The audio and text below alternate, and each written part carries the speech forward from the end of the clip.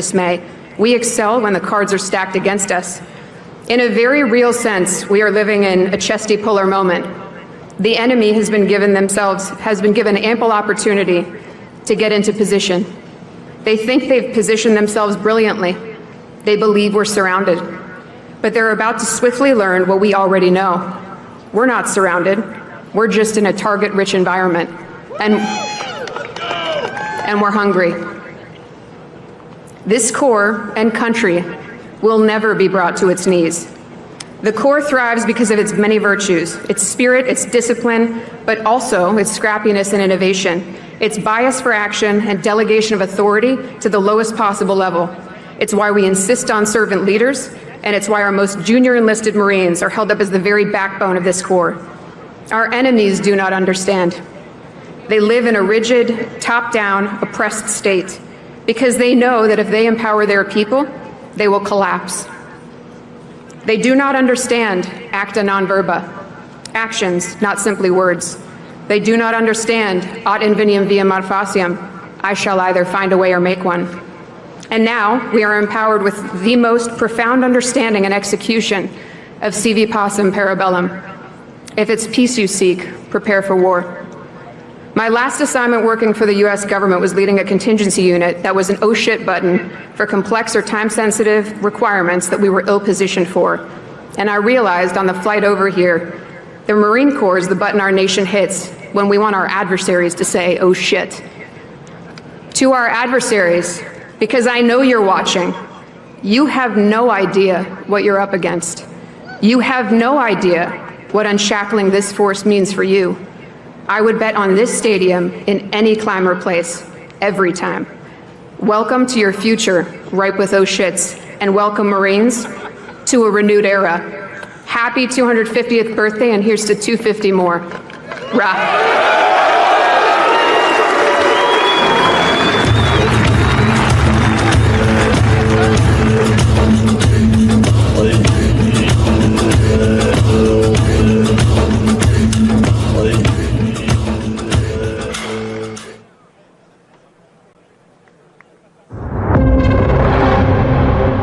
I believe that people are attracted to the United States Marine Corps because it's hard.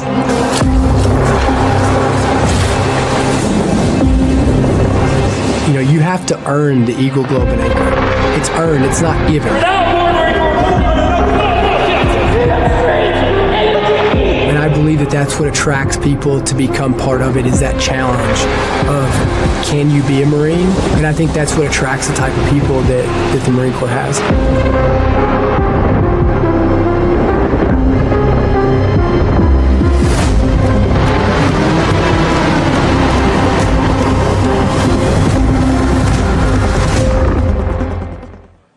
Ladies and gentlemen, please welcome United States Marine Corps veteran and Medal of Honor recipient, Dakota Meyer.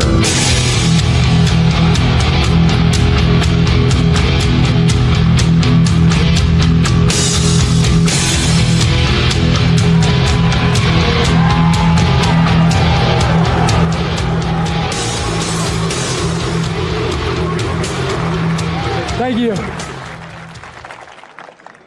Good afternoon, Marines. What an awesome day it is to be here and to show the American people the incredible capabilities of the United States Marine Corps. But before I go any further, I want to take a moment to thank the families, the parents, the spouses, the children who stand behind every single Marine. You are the quiet strength of the Corps.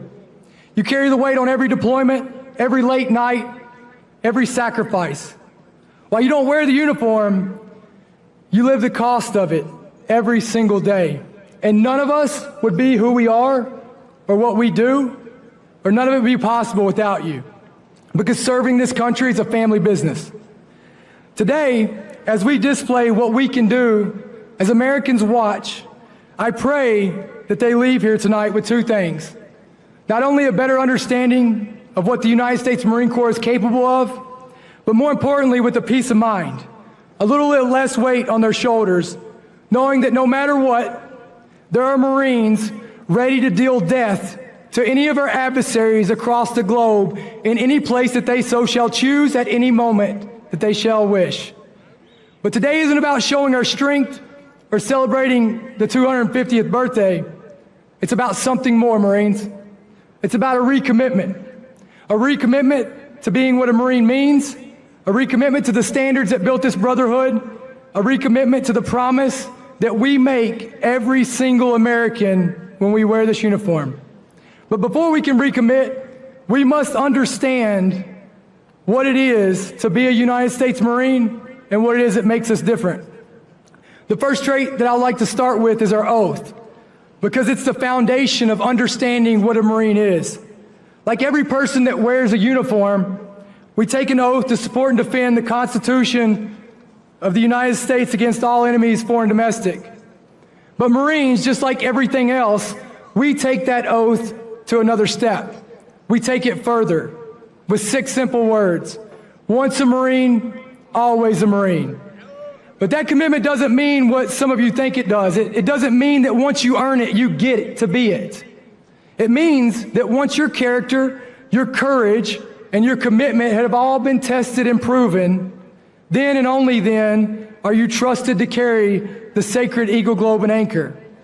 And by accepting it, you yourself are committing to live to the standards, the unconditional standards every day from that point on. Because being a Marine, it isn't a job, it's a way of life. For us, the oath isn't paperwork, it isn't a formality, it's a covenant. It's a lifelong promise to you, the American people, that we will stay ready to perform the impossible all the way up to the cost of our lives. As Marines, our commitment doesn't stop when our contract's over, it stops when we take our last breath. And that's the difference between wearing a uniform and wearing this uniform. The second trait of being a Marine is only understood when you look at us next to the other branches. They all make logical sense. The Army fights on the ground, the Navy owns the sea, and the Air Force rules the skies. But the Marine Corps, in no way, shape, or form makes sense on paper. Because we fight on the ground, we fight from the air, and we fight from the sea. So why are we here? Well, it's simple. We go wherever we're needed. When all logical options have been exhausted, and when the uncertainty starts to prevail, Marines are already on the way to be the illogical solution to whatever that is. We're not here because we make sense. We're here because we are the chosen branch of the American people. The Corps was built to do one thing and one thing only, the impossible. We go where others won't, and we win when others can't. The third most defining trait of a Marine is the standards that we hold. You've heard our incredible leader, Secretary of War, Secretary Hegseth, talk a lot about standards lately. Good. Because for us, standards are nothing more than a reference point of unacceptable mediocrity. We don't just meet standards, we set the standards. We live the standards, we are the standards. The only acceptable standard for a United States Marine is perfection, with the constant desire to be better. But if you want to know the secret of our Corps and who we owe everything to, it's our NCOs. They're God-sent keepers of the Corps. They're the backbone, they're the solution to problems, they're the ultimate stakeholders of our lineage, and they are the dealers of death to our adversaries. When I think about NCOs, and the one who truly defines what that title stands for, I think of nothing more than my personal hero, Sergeant Matthew Abate, who gave his life in Afghanistan and was posthumously awarded the Navy Cross. Sergeant Abate defined the rules of war for all NCOs to follow. Number 1, young warriors die. Number 2, you can't change number 1. And number 3, the most important, someone must walk point. And then he summed it up into one gunfighting commandment. Nothing matters more than thy brethren on thy left and thy right. Thou shalt protect no matter what. And because of this, the Marine Corps is not just a fighting force. We are the answered prayers of those in need, and we are the world's dealers of hope. Hope that no matter how dark the night gets, no matter how bad the odds are, as long as there is a Marine and their rifle, good will prevail, and evil will violently be eliminated. That's who we are. That's who we've always been, and that's who we must remain. Because of Marines, wherever there's an American flag and an eagle, globe, and anchor stands in the world, it's a better place. But as Marines, it's important to remember this. None of us standing here today have earned the love and respect that comes with that title. When someone says thank you for your service, they're thanking the men and women who went before us, who proved that we would do good and we would honor the promise that we make the Americans with our lives. They gave their tomorrows so that we could have our todays, and because of that, we owe them everything. We owe them the discipline to keep our honor clean. We owe them the humility to carry this title with respect, and we owe them lives worthy of sacrifice. So as we celebrate 250 years of the Corps and these incredible capabilities that you all are going to witness here a little bit later, I ask you as Marines to recommit. Recommit to being what a Marine is, recommit to the oath, recommit to the promise that you made when you accepted the EGA, and recommit, most importantly, to honoring our dead. Because one day, when another generation stands right here where we are right now, they will judge us, not by what we said tonight, but by how we lived the years between now and then. Happy 250th Marines, and Semper Fidelis.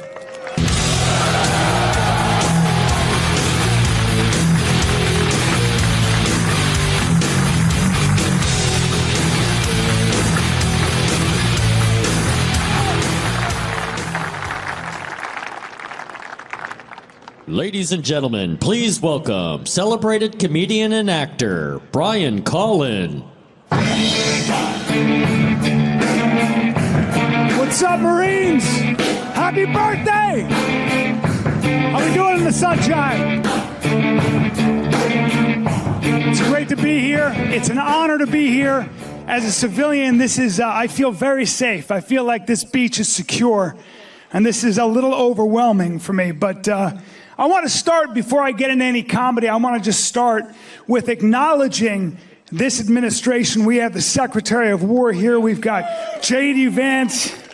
But most importantly, I want to thank the President of these United States for bringing peace to a region that hasn't seen peace since Moses had a parting of the ways with the Pharaoh. If you don't think that's a big deal, and I don't hear much from, I don't know, CNN, MSNBC, what? Okay? That's the bottom line. And you know, when Trump said something to the effect of, if you don't come to the peace table, I'm going to unleash hell, I saw, in my mind, I saw the front line of that hell, just a bunch of Marines on a tight leash just going, and I think they did too. And it makes me proud to be an American. It's kind of exciting. We have the Secretary of War. I'm glad we brought that back. We brought that title back. It's been a long time. I'm not sure what, I'm very ignorant when it comes to military. I think he was a major. I don't know what a major does, but probably something major, right? If there's a major problem, you don't call a lieutenant, right? I don't know.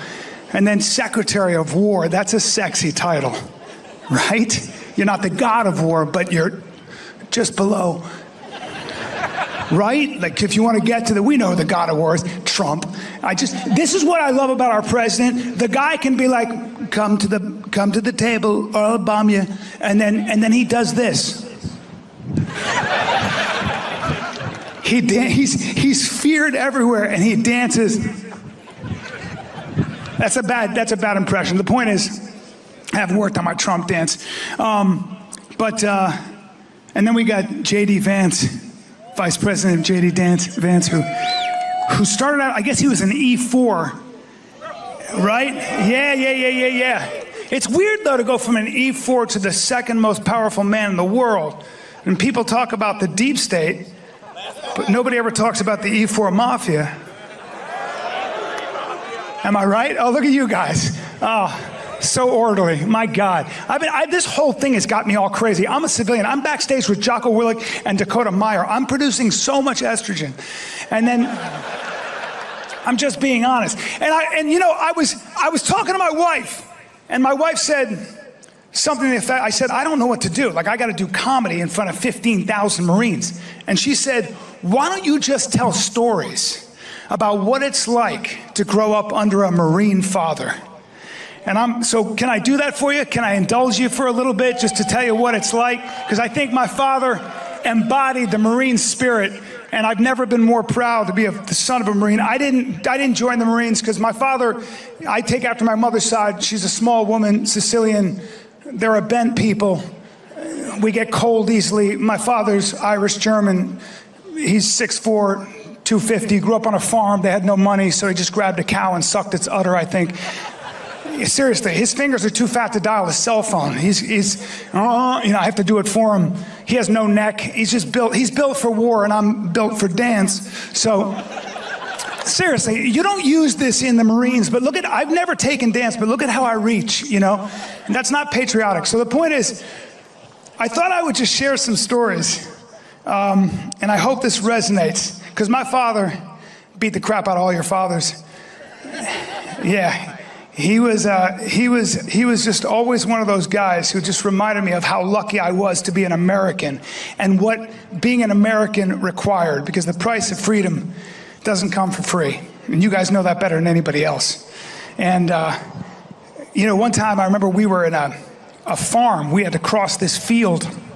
This is just to give you an idea of what he was like. We're in a farm. We had to cross this field.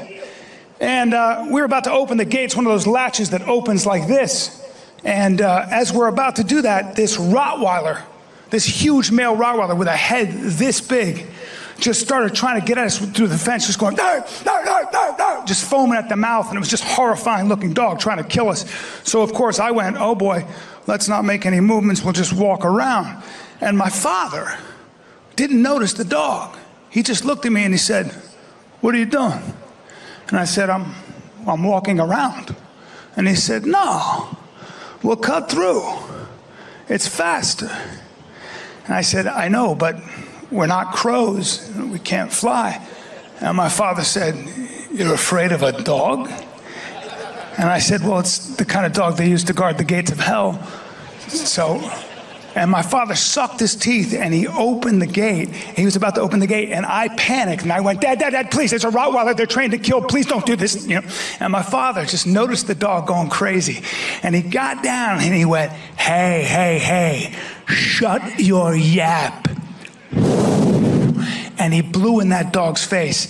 And whatever satanic energy my father has, that dog sobered up. That dog was going, "Dar, dar," and just went, "Oh," and then sat down sideways. And my father opened the gate and started walking across the field. And I took this finger, you see this finger? And I went like that, and I put it in the loop of his pants, and I followed him like that. And I was 28 years old. Okay? That's story one. Here's another story.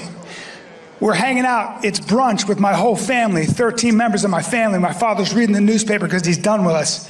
And when he read the newspaper, we'd leave him alone. And all of a sudden, I just see him suck his teeth, and he goes, and I go, "What?" He goes, a grown man in Colorado was attacked and killed by a mountain lion. And I was like, "Yeah." And he went, "Pansy." And I said, "I'm sorry to interrupt your reading, but are you under the impression a mountain lion couldn't kill you?" And he goes, "That's a stupid question." And I went, "Why is that a stupid question?" And he said, "Because first of all, a mountain lion isn't a real lion. And second of all, a mountain lion wouldn't attack me." And I said, "How do you know that?" And he goes, "I don't know. It knows." Okay? Now here's the final story. And here's when I realized I wasn't Marine material, because I wanted to be. But we got in the car, and I was sitting in the driver's seat. I was sitting in the passenger seat. And on the dashboard, we're about to take off, and on the dashboard was a hornet. A hornet, not like a yellow jacket, but the kind of hornet that the Lord puts on the earth to sting a man for his sins. The ones that aren't even part of the ecosystem, they live under the ground, and they you know the kind of hornets, like a yellow jacket stings you, like, you know, and you're like, ow, and it dies. Not this kind of hornet. This had 2 abdomens and armor. Looked like one of those amphibious. It had wings. It was horrifying. You know the kind that can sting you. They grab you and they hump sting you 50 times. Your face melts. You can't have an open casket. You know what I'm talking about? And that was what was on there. And the thing just, I could see it. And it was clearly trying, it was going to come. And I knew I would die. And I lost feeling in my hands. I remember trying to get out of the car. And I said something like, Papa, or something. And nothing moved. And my father, without missing a beat, just reached over with his giant farm fingers and grabbed that thing and broke its bones. It just like that. And the thing died hard. It was like, screw you, and died. And then he was rubbing his fingers, and I came to, and I was like, did that thing sting you? And he goes, probably. And I was like, well, that's not a philosophical question, you know? So about 6 months later, I was on a date. And I remember I borrowed my buddy's car because my car was a Civic, and I wanted to impress this gal. And we get in the car, and everything's going great, and I couldn't believe she liked me. And I was taken to a restaurant I couldn't afford. And that same Hornet was on the dashboard. And it was even bigger. This thing looked like dangerous candy. I think it had wings. I can't remember, but it was terrifying. And it was just there. I think it was there to avenge its brethren. And it was there. And my date, she just went, please help me. I'm so allergic. And she froze. And this was when I realized, this is when you separate the men from the boys. This is when you know who you really are. This is when I channeled my father. I said, if I'm going to be a Marine, I'm going to grab that thing. But it was so big, and I could just see its stingers. It was pulsing, and and she was like, please help me. I was like, give me a second, you know, and finally, and she was like, help me. And I was like, okay. And I was going to get it, but I just couldn't because it was so scary. And then finally it just flew up, and she was like, help me. And I left her in that car. Yeah. And that was when I realized I'm not Marine material, but I am a patriot. And I feel so honored to be here. And I want to thank all of you for your service. God bless you. God bless America. And thanks for sitting through that. I appreciate you.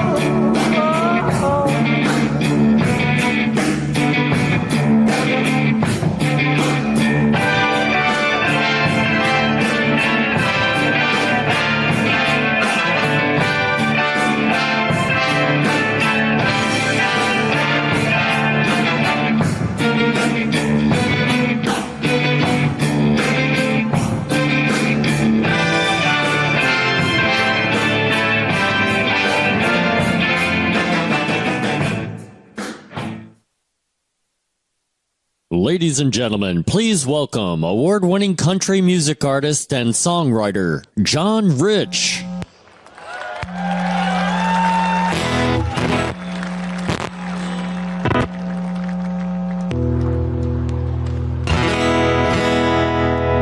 It's good to be in Camp Pendleton. Are you proud to be a Marine today?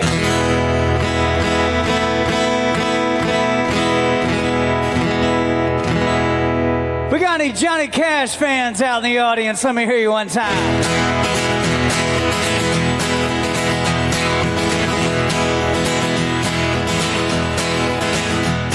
Well, love is a burning thing, and it makes a fiery rain. Well, bound by a wild desire, I fell into a ring of fire. Y'all help me sing it. Say I fell into a burning ring of fire. I went down, down, down, and the flames went higher. And it burned, burned, burned. The ring of fire, ring of fire. Y'all sing the trumpet part. Say da da da da da da da da. You know it. Say da da da da da da da da. Well, the taste of love is sweet when hearts like ours meet. Well, I feel for you like a child. Oh, and the fire went wild. Here we go. Say I fell into a burning ring of fire. I went down, down, down, and the flames went higher. And it burns, burns, burns. The ring of fire, the ring of fire. Yes, and it burns, burns, burns. The ring of fire, the ring of fire. Come on, Pendleton, sing it to me. Say da da da da da da da. Say da da da da da da da. I can't hear you. Say da da da da da da da. There you go, one last time. Da da da da da da da. Put your hands together out here in the great United States of America, Camp Pendleton. Oh, give me some guitar, Rob. Give me some guitar. So I was thinking about what songs I should sing in this momentous occasion, standing in front of America's finest, the most vicious fighting force in the history of the world, the United States Marine Corps.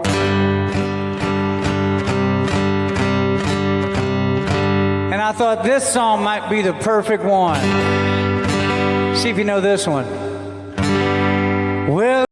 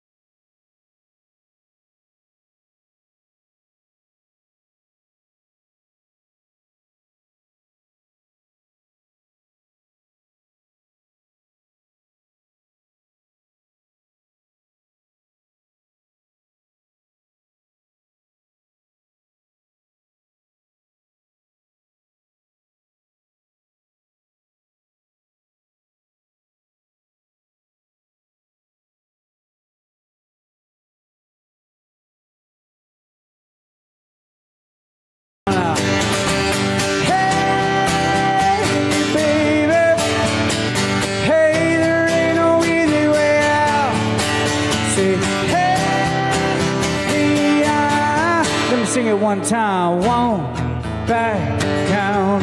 I can't hear you. No, I won't back down. What's a Marine say? No, I won't back down. down. No, I won't back down. God bless U.S. Marine Corps.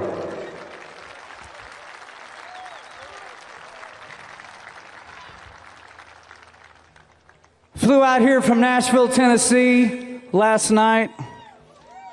Yeah, we got some Tennesseans out there in the crowd, maybe. Got a few hillbillies out running around in the fatigues today. And I thought, I can't come here and not sing this one particular song.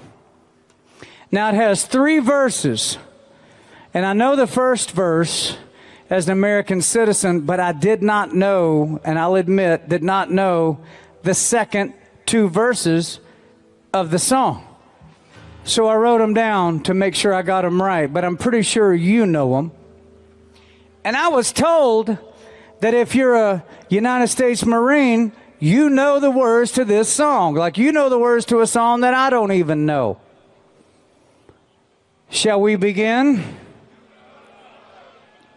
Shall we begin the song? From the halls of Montezuma to the shores of Tripoli, we fight our country's battles in the air and land and sea. First to fight for right and freedom and to keep our honor clean. We are proud to claim the title of United States Marine. Our flags unfurled to every breeze from dawn to setting sun. We have fought in every clime and place where we could take a gun. In the snow of far-off northern lands and in sunny tropic scenes, you will find us always on the job, the United States Marines. Here's health to you and to our corps, which we are proud to serve. In many strife we fought for life and never lost our nerve. If the Army and the Navy ever look on heaven's scenes, they will find the streets are guarded with United States Marines. Give it up for U.S. Camp Pendleton one time.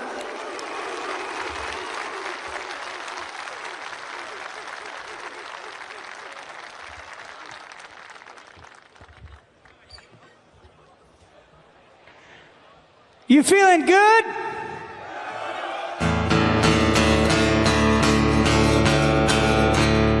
Before I go any further, I'd like to give a long round of applause for my band tonight backing me up here on the stage. Thanks, guys. My band tonight is the U.S. Marine Corps. I'm depending on you to help me back up these songs. I'd like to play for you now one of the dumbest country songs ever written. And I wrote it myself. Yes, I did. And I'm proud of it. It's a pretty dumb song, but it caused a small baby boom in the early 2000s. We got any country music fans out in the crowd right now? Anybody like some country music? Yeah. I'll see if you know this one. Ha!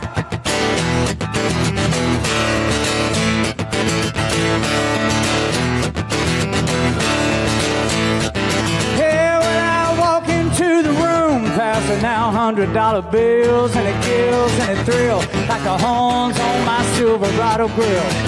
How about the bar triple round the crown? Everybody's getting down in this town. It ain't never gonna be the same. Y'all sing it, 'cause I saddle up my horse and I ride into the city. I make a lot of noise, 'cause the girls, they are so pretty. Be riding up and down Broadway on my old stud Leroy. And the girls say, save us, ride a cowboy. Everybody say, save us, ride a cowboy.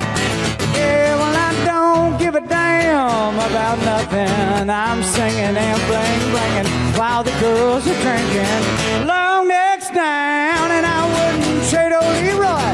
My Chevrolet for your Escalade, your big parade. I'm the only John Wayne left in this town, and I saddle up my road. I ride into the city. I make a lot of noise, 'cause the girls, they all so pretty. Be riding up and down Broadway on my old stud Leroy. And the girls say, save us, ride a cowboy. And all the Marines say, save us, ride a cowboy.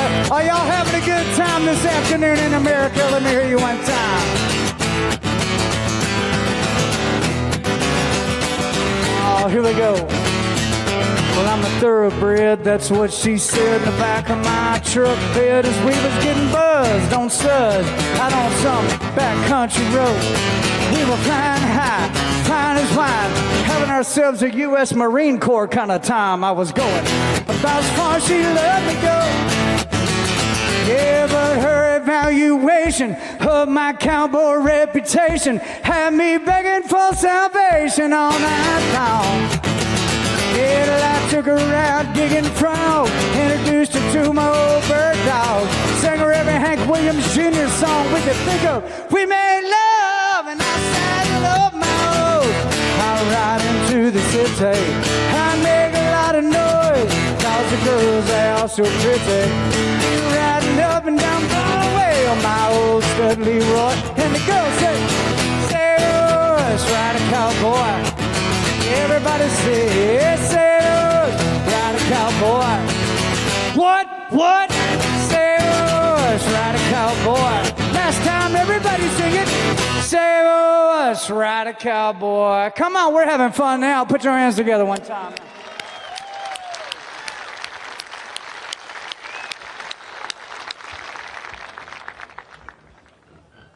Can I play one more song for you?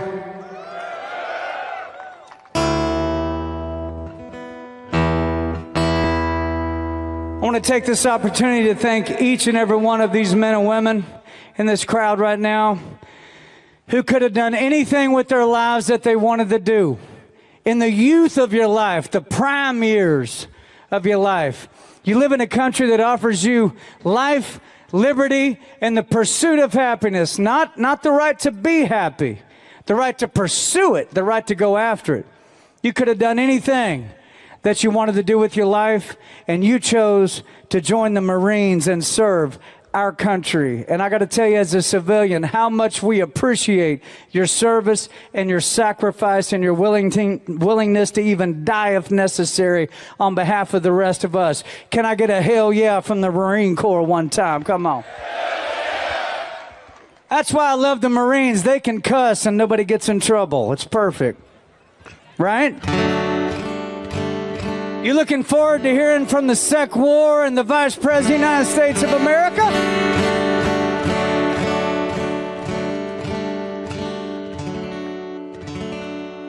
I'm a high school graduate, nothing fancy in my pedigree, just a blue-collar family, probably a lot like yours. But I do have the Constitution, and I do have the Bill of Rights, and I do have the Declaration of Independence. And empire after empire throughout the history of this country has tried to take away those rights from us. But because of the U.S. military and the Marines, no one has ever succeeded in taking away our rights. And we have all of our success as civilians owed directly to the people in this audience tonight. It is an honor to sing for you this afternoon. I'd like to play for you what I consider to be the modern-day Star-Spangled Banner. I know that's quite a statement, because what beats the Star-Spangled Banner? Well, nothing. But this song, to me, is right up there with it. It's running a close second. And my friend Lee Greenwood said I would be able to sing this song anytime I wanted to. He gave me permission. So I'd I'd like to end my set with this, and just know how much we appreciate each and every one of you. Thank you for doing such a great job for our country, and I hope our enemies are scared to damn death when they see this picture of all of y'all gathered here today at Camp Pendleton.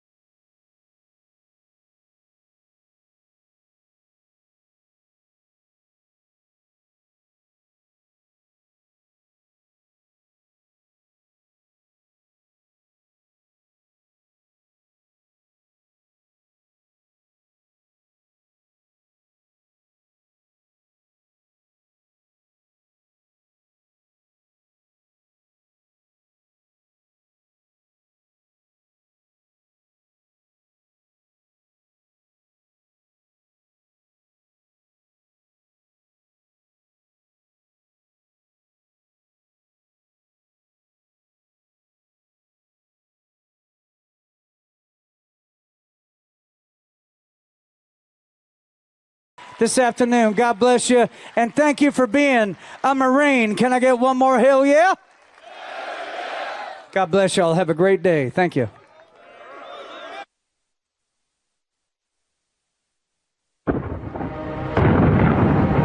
Since the birth of the Corps, we have answered the call.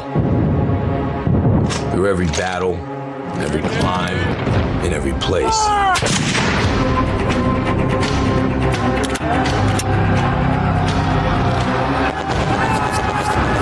The odds, no matter the obstacle.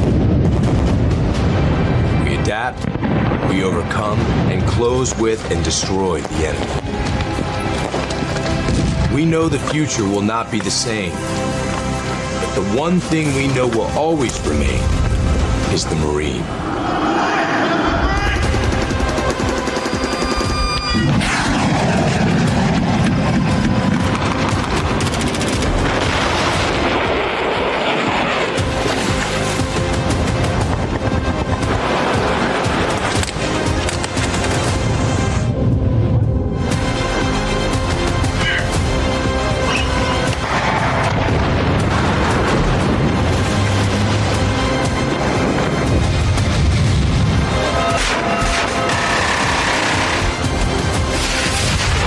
For 250 years, we have formed ranks and held the line.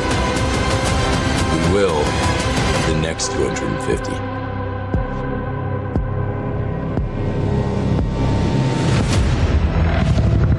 2.5 centuries, we have shouldered the responsibility of freedom on behalf of our nation.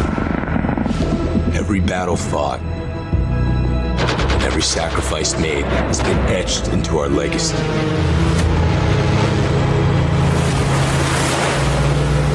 We are more lethal, more capable, and more ready than ever, while grounded in the traditions that made us who we are. We will not win the next fight on platforms alone. It is the Marine who will break the will of the enemy.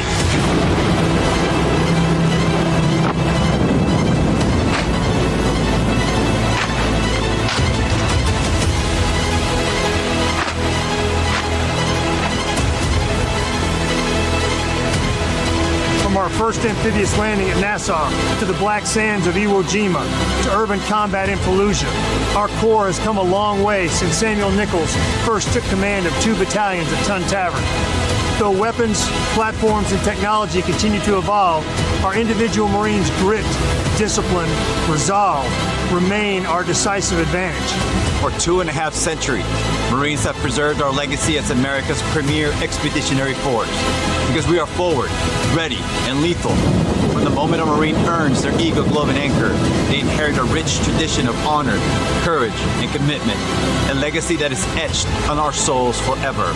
Our history is one of winning our nation's battle, and make no mistake, we will be called to fight again. We will be ready, and we will win. Since our foundation, we have fought in every climb and place, upholding our oath and preserving who we are, the few and the proud. But we cannot break stride. We must continue to train for the next fight, because victory will go to those who seize the initiative, impose their will, and never yield. The pursuit of excellence in the profession of arms is our heritage, forged by an unbreakable fighting spirit. The memorial behind us stands as a testament to that fact. We stand on the shoulders of the giants that came before us. We must not fail them. The challenge is on all of us every day to uphold the standard that the title Marine demands. Happy 250th birthday, Marines. Semper Fidelis.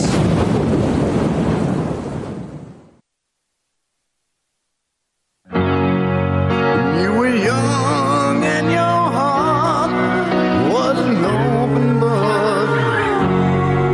You used to say, live and let live. You know you did. But if this ever-changing world in which we live in makes you give in and cry, say,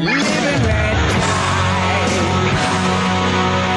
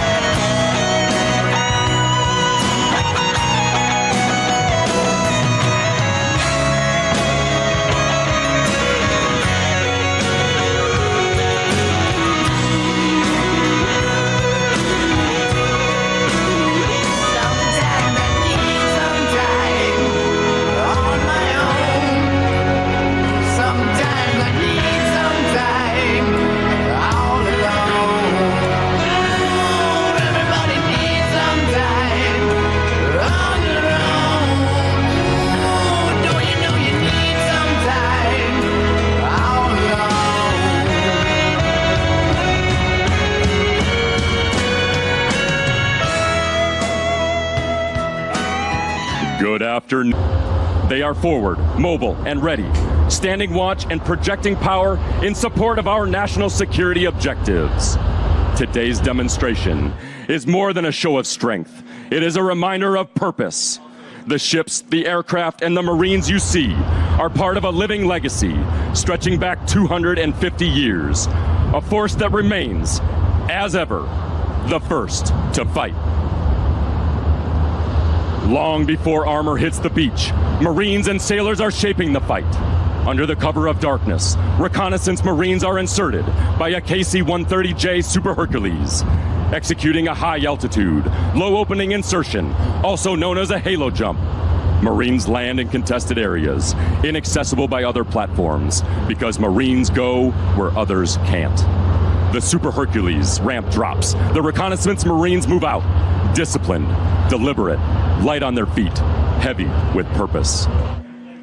They carry sensors, communications assets, and the mindset of trading comfort for mission success.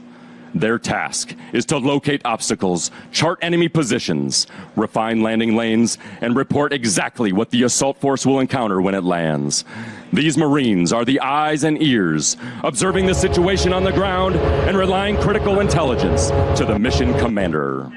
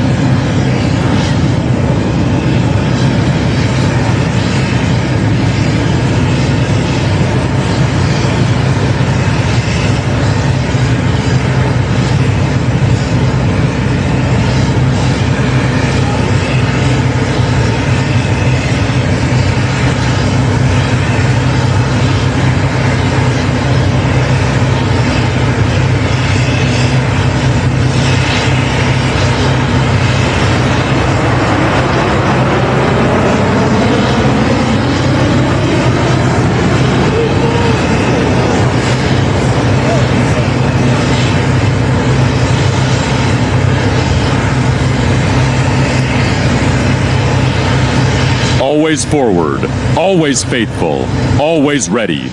Ladies and gentlemen, your United States Navy and United States Marine Corps.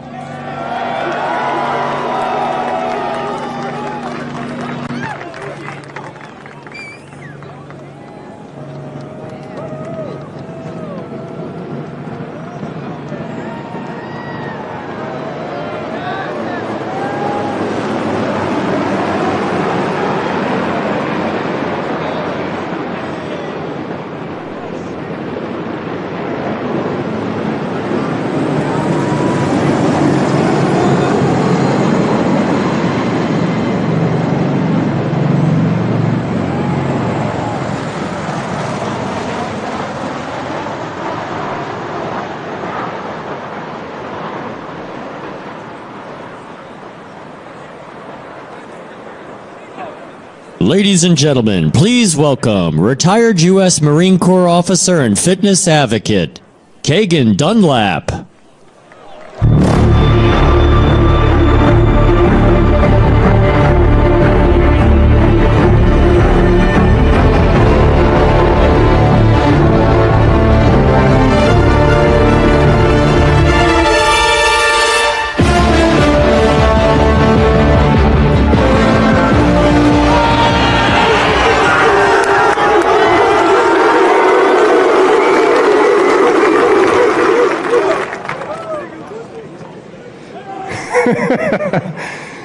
Look familiar? Scenes like these are happening all over the planet right now. You could be next. That is, unless you make the most important decision of your life. Prove to yourself that you have the strength and the courage to be free. Join the Marines.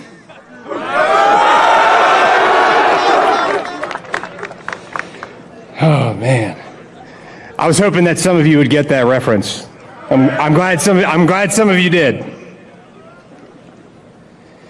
So 250 years ago today, or not today, but this next coming month, this year, Captain Samuel Nicholas and his friend Robert Mullen started recruiting Marines in Tun Tavern in Philadelphia, Pennsylvania. Little did they know that the United States Marine Corps would become known as one of the greatest and most respected fighting forces that the world has ever known. The people they recruited weren't Superman. They didn't have superpowers. They weren't in a Marvel movie. They were farmers. They were blacksmiths. They were tailors and sailors. They were hunters and people that worked with their hands. These people stormed ships, they seized forts, and they stared down the world's greatest navy, which at the time was the British Navy. We didn't offer them riches, we didn't offer them glory, but we did offer them the opportunity to become part of something that was much greater than themselves. Today, when I look out at all of you, I see a bunch of people from all over the world, from all over the United States of America, from all over everywhere. Some people might be from California, there might be some people from Indiana, maybe some from Alaska, maybe some from Hawaii. Some of you may have grown up with lots of money, some of you might have grown up poor, some of you might have parents, some of you might not have parents. But guess what? All of us are here for a reason. We are a family. That's what brought us together. One of the greatest parts about this organization is that we don't care who you are, what you look like, where you're from, what your experience level is, but you are welcome here if you can earn it. And believe you me, you have to earn it. Just like what Sergeant Dakota Meyer said, it's not given. You have to work hard for it. And anything valuable that I've found in my life that I've earned was something I had to work very hard for. That's just been my personal experience. Now, like I said, when I look out on all of you, I see my brothers and my sisters. You are all family to me. And as far as I'm concerned, we bleed the same blood. We're from the same timeline. We're from the same DNA line as far as I'm concerned. And come hell or high water, we need to support each other. We have to. Because one day, we are going to go to war again. And when that happens, the only people you're going to be able to rely on is that Marine or sailor to your left and your right. And that's it. None of the other stuff going on in the world is going to matter at that point. It's going to be you and your friends to your left and your right. And believe me, if we go to war, it's not just going to be the infantry that's out there. It's going to be everyone. We're all going. So, one of the things you can do, since it is inevitable that this happens, make yourself better than you were yesterday. Even if it's just going to the gym. Make yourself tougher. Make yourself more resilient. Make yourself smarter. Study. Read. Look things up. Be situationally aware about things that are happening in the world around you. Because believe it or not, that will affect you directly. Things that happen on the other side of the planet can impact where you deploy.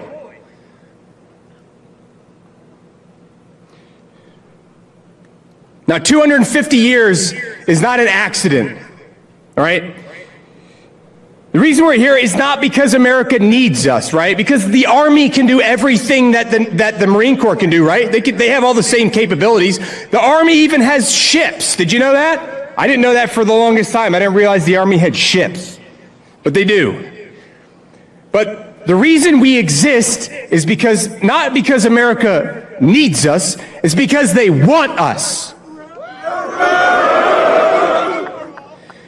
I don't know if you guys noticed, but recently the other day when Secretary Hegseth was speaking to all of the generals of the entire United States military, one of the things he was talking about was instituting a new fitness test for all of the other branches. I don't know if you guys remember that?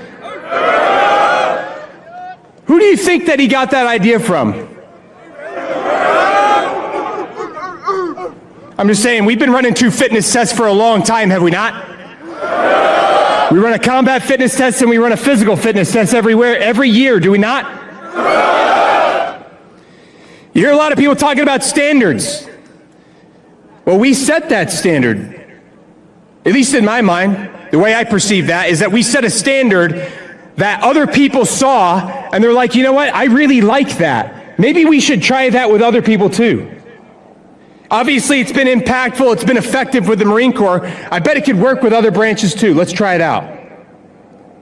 You know how the best way you can affect change is? The best way you can affect change or influence people is by setting the example. If you want to impress upon other people to be physically fit yourself. If you want to impress upon other people to go shooting and get out and learn stuff about the country they live in, do it yourself too. You got to lead by example. That's the best way that you can convince other people that that's the right way to do business. All right? And it's going to be hard sometimes. Because some of the most rewarding things I've found in my life are not easy. They're hard. It takes a lot of work. It takes discipline. I wake up every morning at 4:30, not because I want to, but because I have things to do. I don't like waking up at 4:30. Every single day my alarm goes off and I'm like, it's like Groundhog Day. But I do it anyway because I know it's the right thing for me to do because I have things I need to do. I need to get up. I need to shave my face. I need to cook breakfast. I have work to do. You know? And I'll tell you right now, I know a lot of you are a lot younger than me because I joined pretty late. I was 27 when I first joined the Marine Corps. All right? And I may not be as young as I was then. I still take good care of myself. I work out on a very regular basis. That's like a non-negotiable for me. I don't know about you guys, but I want to make sure that I said this to all of you out there because you're in a different place in your life, right? If nobody told you today, Marines, I believe in each and every one of you. I want you to know that. Every single one of you out there.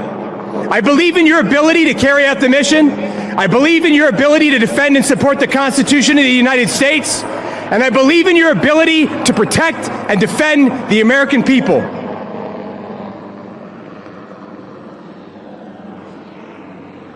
I'm not going to see any of you next month probably because it's November and I can't be here at that point. So because I'm not going to be here in November, I want to wish you all a happy birthday and Semper Fidelis.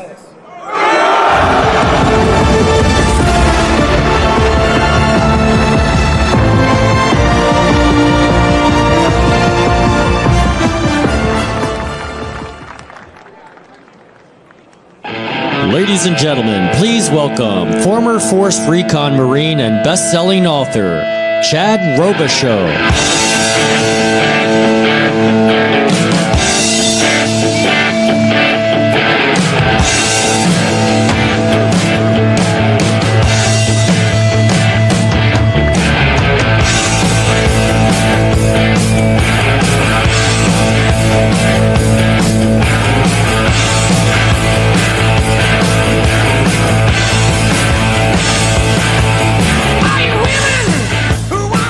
Good afternoon, Marines. What an absolute honor to be here celebrating 250 years of Marine Corps badassery. And I don't know if you guys enjoyed that demo, but that was either the best recruiting content that the Marine Corps is going to have for many years, or the strongest message to our enemies to never test the capability and ferocity of the United States military. It's also an honor to be opening tonight for today for the Vice President of the United States of America, JD Vance. How cool is that? If you guys don't know, by the way, he is a United States Marine. Standing here among each of you is a very surreal feeling. I represent multiple generations of warriors in my family from World War I, World War II, Korea. My father was the first Marine in our family, serving as a rifleman in Vietnam. Myself and both of my sons, also Marines. One of which also served in Afghanistan. But I have to be honest, while I've had the opportunity over the years to serve and speak to thousands of Marines through my work at Mighty Oaks Foundation, today I struggle with feeling worthy to stand up here and address you all. Not because I don't have anything to say, trust me, I have a lot to say, but because of the weight in knowing that so many have paid such a heavier price on the altar of freedom than myself. Marines, we stand on the shoulders of giants, of titans. And as I stand here on Delmore Beach, I feel very pressed to inform you that this wasn't always a place for special events. Delmore was once a place where Marine recon candidates, ropers as we call them, would come here and get crushed in that frigid surf over to our left. In the sands of this beach right here are the remnants of lots of sweat and blood, my own included. And I recall laying in that surf zone next to an always grinning Foster Harrington. Foster and I served together for 10 years. He was an incredible Force Reconnaissance Marine, leader, and friend who paid the ultimate price for freedom by giving his life in El Elmore Province, Iraq in 2004 when he exposed himself to enemy gunfire to direct a teammate to safety. I knew Foster well. He served in my wedding. He was there when my kids were born. And Foster deeply believed that being a Marine was to be someone special. He believed that being a Marine allowed you the opportunity to do something special, something more important to yourself, for your nation, and for those around the world who couldn't defend themselves. You all felt that same sacred feeling when the moment your drill instructor pressed that EGA into your palm of your hand when you finished your crucible. And I think back of Foster's life, his service, his sacrifice, and so many warriors like him who came before us, Marines in Belleau Woods and Iwo Jima, Incheon and Kaesong, Ramadi, Helmand Province, all those who rose to the occasion in every battle our nation has engaged in since 1775. Marines like Dakota Myers, who you heard earlier, and Kyle Carpenter. The list of our titans goes on. And as I think about them and the selfless acts of courage they displayed on the battlefield, I can't help but ask myself, where in this day and age can we find such incredible warriors? Where can we find those with the desire, the grit, and willingness to lay everything down for the sake of others? The answer is right here. It's you. Because I truly believe that inside the heart of every Marine and Fleet Marine Force sailor is the same warrior spirit that led Foster Harrington outside of cover and concealment to lead a fellow Marine to safety. Now, I don't know what that does for you, but I can tell you what it did for me. In 2003, I had the opportunity to serve on a contract with the JSOC Task Force, and over the following years, I did 8 consecutive deployments to Afghanistan. It was the honor of my life to get to represent the reconnaissance community in the Marine Corps at what I believe to be our premier special operations unit in the world. And over my time there were some great successes that I'm very proud of, but there was also some hard losses. I lost a number of friends, some Americans and some Afghan teammates. We have many wartime allies that we served alongside with, especially in Afghanistan, like my brother Aziz, who I did all my deployments with, who's right here in this crowd, and I'm thankful for him, and our wartime allies that served alongside of us.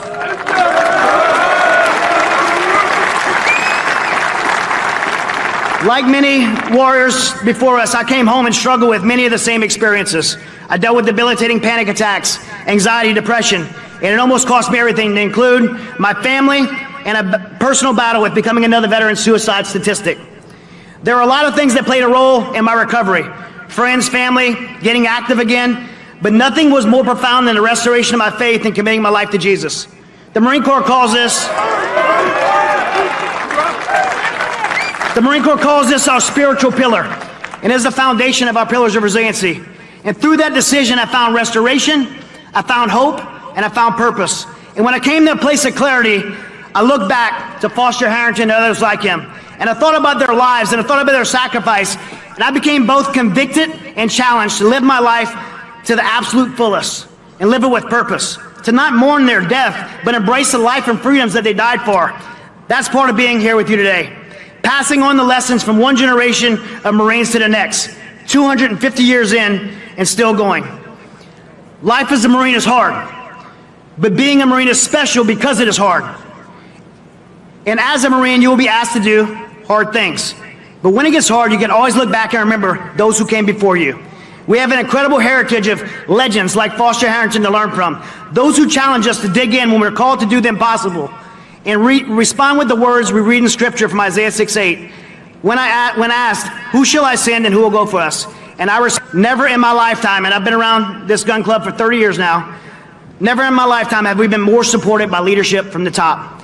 You have a president and vice president who love you, believe in you, and I can tell you from being in D.C., behind the closed curtains, they're doing everything they can to support you.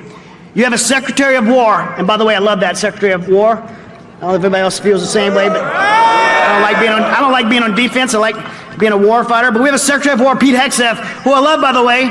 But based on his PT scores, I think he should have been a Marine. I don't know why he chose to be in the B team, but nonetheless, we love him. He's an incredible leader, and he is focused on our readiness, our lethality, and supporting you to do your jobs. We are blessed and equipped, and this is a time to celebrate. So happy 250 years of being part of the greatest fighting force the world has ever known, the United States Marine Corps. Semper Fidelis, God bless you. Hoorah!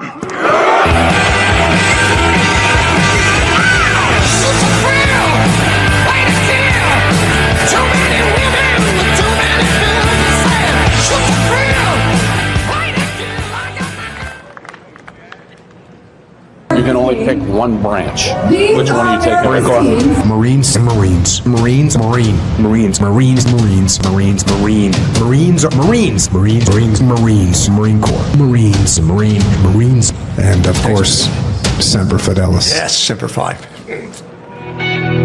Ladies and gentlemen, please welcome retired U.S. Navy SEAL commander and best-selling author, Jocko Willink.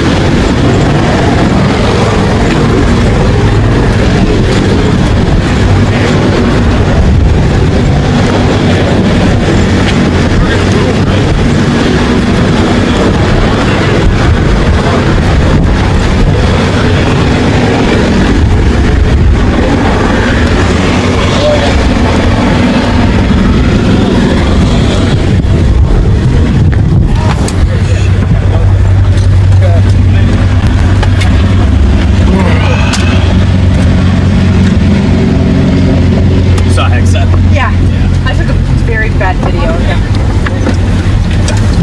His kids were having fun. Yes, they were. Pointing and different stuff. Kid? Yeah. I think Like the when kid, the- well, the kid was when the being like chopper silly. took off, Yeah. Except pointed at him and was laughing. Forget them. And that is one of the reasons why I consider Marines to be my brothers. But there is another reason. And the other reason is actual brotherhood. Because you see, Mark Lee, the first SEAL killed in Iraq, his brother, Chris Lee, he was a Marine. And Ryan Job, one of my other SEALs in Ramadi, who was shot in the face, was gravely wounded, and who later died of his wounds, his brother, Aaron Job, he was a Marine. And finally, Michael Mansour, another SEAL with us in Ramadi, who jumped on a grenade and sacrificed his life to save 3 of our other teammates, who was posthumously awarded the Medal of Honor. Well, Mikey Mansour's father, George, was a Marine who served in Vietnam. And Mikey's 2 brothers, both of his brothers, Joe and Jim, they're also Marines. And that is why it is an honor to be here today. That is why it is an honor to call you all my brothers. And that is also why I know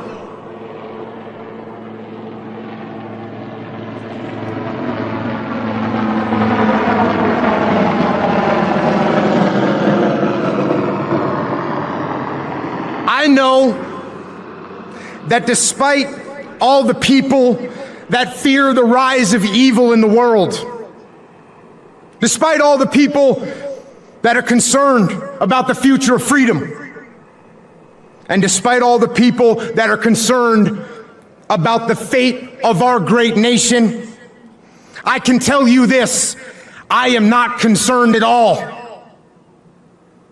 Because I know that no matter what happens, there are some men. There are a few good men and women called Marines. And I know that you will never back down. I know that you will never surrender. I know that you will uphold the ideals of this blessed country. And I know that with fire and steel and sweat and blood, you, every one of you, will uphold the heroic ideals of the United States Marine Corps. And that's what I got, Devil Dogs. Happy birthday, guns up, Semper Fi!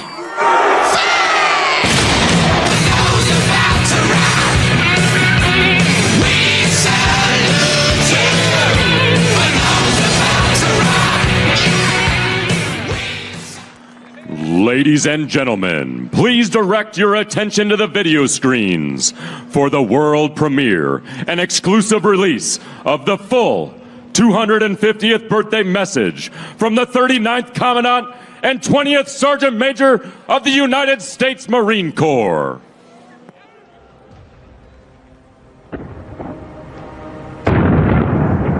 Since the birth of the Corps, we have answered the call. Through every battle, in every climb, in every place.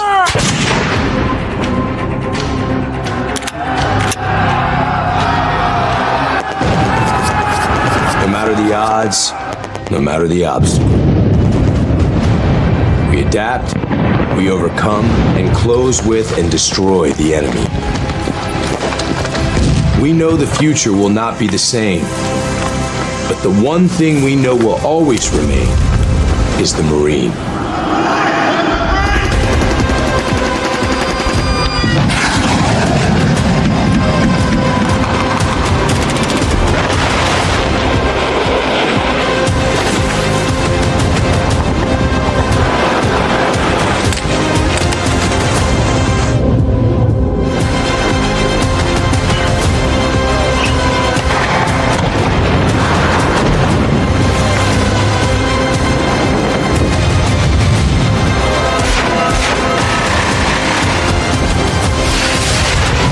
For 250 years, we have formed ranks and held the line. And we will for the next 250. Marine Corps is a far-flung organization. Detachments of Marines are serving in every Navy yard, naval station, and guarding every naval activity everywhere in the world. I visited a great many of those places. Everywhere I heard expressions of goodwill towards the Marines. Everywhere I observed the friendly relations existing between the people and the Marines. For 2.5 centuries, we have shouldered the responsibility of freedom on behalf of our nation. Every battle fought, every sacrifice made has been etched into our legacy. We're Marines. We always find a way to work things out. No matter what happens anywhere, we can make something happen that'll turn the tide of battle. We are that adaptable to whatever the situation is. We trust our corporals with more responsibility, our lieutenants with more responsibility, our lieutenant colonels with more responsibility than any other branch of service, because we do more with less. There's no other branch that can do that. It's by far the greatest institution still in my mind on the face of the planet, because not everybody can be a Marine. You have to earn the Eagle, Globe, and Anchor. And I think that's what attracts the type of people that the Marine Corps has. Every Marine who has earned the Eagle, Globe, and Anchor bears a responsibility that stands the test of time to the Marines, past, present, and future. We don't join the Marine Corps. We are the Marine Corps. Core of our being is that we're convinced we're the best fighting force in the world, and the truth is, we are. I believe the immediate bond between Marines is so strong just because of the way we're trained. We have a very specific niche culture of, greatness, our heritage, our warrior ethos. I think all those things, separate us, and we find them in each other. You may have a reason why you join, but there's a reason why you stay. You stay because of everything you're learning about how to be a warrior, how to maintain those warrior ethics, so that when that bomb goes off, you're ready to do your part. As Marines, our warrior mindset is something that can never be defeated. For 250 years, the Marine Corps has been successful because that's the only option. Success is all we know. The character of war has and will continue to change. We have adapted, evolved, and innovated, but our warrior spirit remains consistent. The nature of war is taking something that somebody else has that you want, and it's never changed, probably never will change. The character of war, however, has changed a lot. World War II, we used ships, planes, bombs. All the way to today, we use, as you can tell by the news, we use ships, planes, bombs. We just have a lot better technology. I don't know that one battlefield's ever been the same for any generation. The types of war, the ways of war, all that is constantly going to be changing. What's going to decide our next and our future wars is not going to be the technology, it's not going to be money, it's going to be the level of the belief of our people, of what they believe in, and the standards that they hold themselves to. We are more lethal, more capable, and more ready than ever, while grounded in the traditions that made us who we are. We will not win the next fight on platforms alone. It is the Marine who will break the will of the enemy. As Marines, I believe the most powerful aspect of our training and such an important part of who we are, holding on to that history that came before us. The Marine Corps is lethal because of our willingness and our eagerness to take the fight to the enemy in any climb or place and win those battles, sometimes at any cost. Our history is not only a story of battles won, it is a story of people, of commitment, of family. An unbreakable bond that transcends ranks and lasts a lifetime. I think the only way to honor them is to live a life that's worthy of their sacrifices. And the only way that you can do that is by going out and being the best that you can be, by going out and by still upholding those standards as a Marine, by celebrating them, by telling their stories and giving the next generation some legacy to live up to. Cream rises to the top. And that's what we have in the Marine Corps today. The Marine Corps is the operational Marine Corps. But there's another aspect of the Marine Corps. It's the former Marines or former active duty who are out there in all walks of life. It's amazing when you think of it. Being in service was a privilege. It was the best time of our lives, but it was a sacrifice. And your family is part of that sacrifice. And Marine wives or Marine spouses, they deserve a lot of credit as well. The kids being uprooted, moving, it's a sacrifice to serve our country. Without the support of their loved ones and their immediate family, it's hard for them to complete their job. So again, it's so important for military families, Marine Corps families to understand that their role and the role that they play in supporting their loved one while serving is just as important. For 250 years, we have proven there is no better friend and no worse enemy than a U.S. Marine. For those people who wish evil upon the greater good, David Bellavia said it best, somebody else will raise your children. To the enemies of our nation, don't get comfortable. Whether you're in the air, at sea, or on the ground, we adapt. We always have, and we always will. If it comes down to one-on-one, mano a mano, and you turn us loose, I can promise you this, you're not going to survive.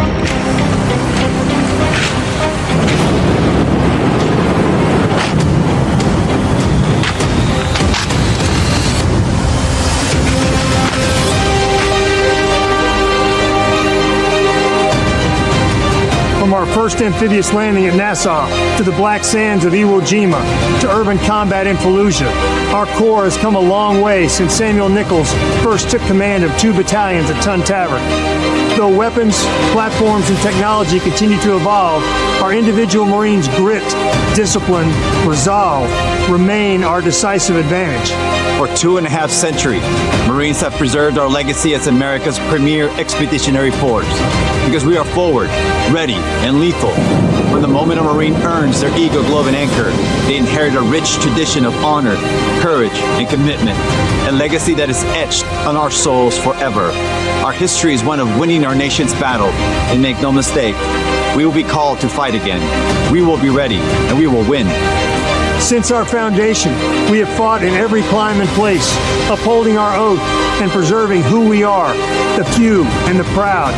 But we cannot break stride. We must continue to train for the next fight, because victory will go to those who seize the initiative, impose their will, and never yield. The pursuit of excellence in the profession of arms is our heritage, forged by an unbreakable fighting spirit. The memorial behind us stands as a testament to that fact. We stand on the shoulders of the giants that came before us. We must not fail them. The challenge is on all of us every day to uphold the standard that the title Marine demands. Happy 250th birthday, Marines. Semper Fidelis.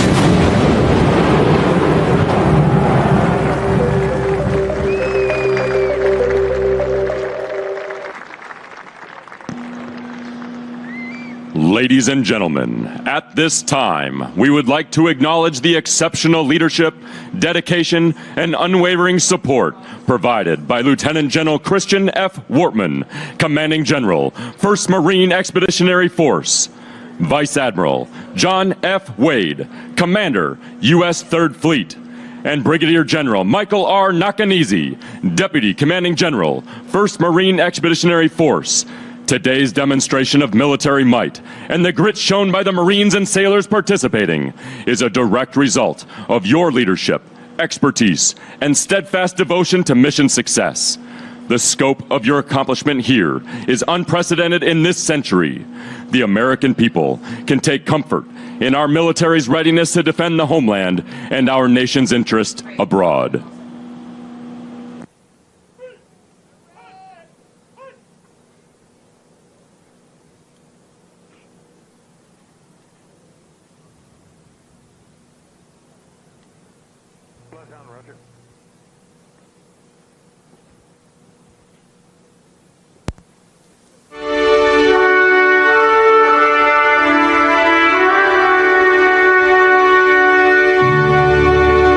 Ever since men and women have walked on the earth, they've dreamed of flying. They wondered what the birds could see that they could not. Even 500 years ago, artist and inventor Leonardo da Vinci dreamed of flight and made drawings of a flying machine. But it wasn't until 1903 that two brothers from Dayton, Ohio, Wilbur and Orville Wright, built a powered aeroplane and overcame gravity and taught the world to fly. And that's what we're going to do today, Camp Pendleton. We are going to fly! Good afternoon, ladies and gentlemen, and boys and girls. The 2025 Beach Blast is about to begin.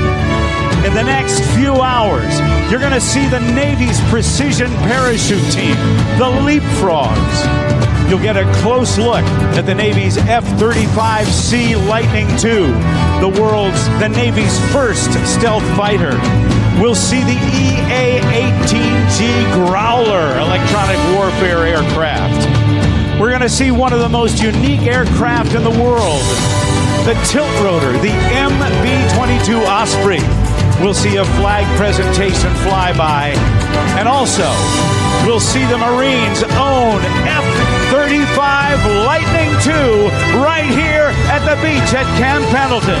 Come on, Marines, let's get some noise going. All of this in the air as we celebrate, as we aviate, and as we commemorate. It's a great day to wave the flag as we celebrate this 250th birthday of the Navy and Marine Corps. Ladies and gentlemen, the 2025 Beach Blast starts now. Hello, everybody. I'm Rob Ryder. I'm from Cincinnati, Ohio, and I am deeply honored to be able to bring you the action this afternoon here at the Beach Blast. In a moment, we're going to see, coming overhead, the U.S. Navy Leapfrogs. They are the precision parachute team of the United States Navy, all Navy SEALs. And we're going to get a close look at two versions of the United States military's Joint Strike Fighter, the F-35 Lightning II, the C model representing the United States Navy, and the B model that has replaced the AV-8B Harrier II is the Navy's premier, as the Marine Corps' premier short takeoff and vertical landing aircraft. Shortly, if you will look off to your right, you will see a C-130 Hercules from the United States Navy. And aboard are the members of the Leapfrogs. They will be jumping from about 6,000 feet. As they exit the aircraft, they will reach terminal velocity, 120 miles per hour, high and to your right, just to the north of center point here at the show. There's that C-130. The C-130 Hercules has been around since the mid-1950s and continues to serve our United States military today and the militaries of a number of different countries around the world. Over 2,500 have been built, and they are still coming off the production line new at Lockheed Martin's Marietta, Georgia production facility. Jumpers are away. All of our jumpers originally learned the skill of military free fall as part of the extensive SEAL training pipeline prior to joining the operational SEAL team. SEAL team operators train extensively in tactical parachuting, providing the capability to penetrate denied or contested areas virtually undetected. Though today's demonstration takes place in broad daylight, these missions are typically conducted under the cover of darkness over both land and sea.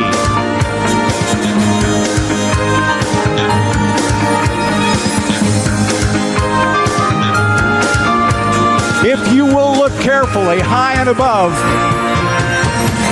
on the right, 3 parachutists have come together. It's a 3-stack. This daring maneuver begins at approximately 2,500 feet. They will fly their open parachutes into each other. They stacked their canopies vertically. The bottom SEAL then climbs up his teammates' legs, locking legs together and flipping his parachute upside down. This display of teamwork and precision requires the bottom 2 SEALs to hold the formation together with their legs while the top SEAL navigates them to the drop zone. When they reach about 800 feet, the pilot will release, allowing the 2 lower parachutists to separate and accelerate toward the ground at 50 miles per hour before releasing their legs at just 400 feet above the drop zone. You can see that one of the jumpers is upside down, almost directly overhead.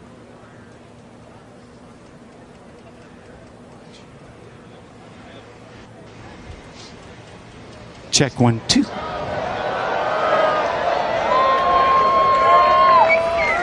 Now, ladies and gentlemen, high and above, the 2 jumpers are now in a down plane with the American flag.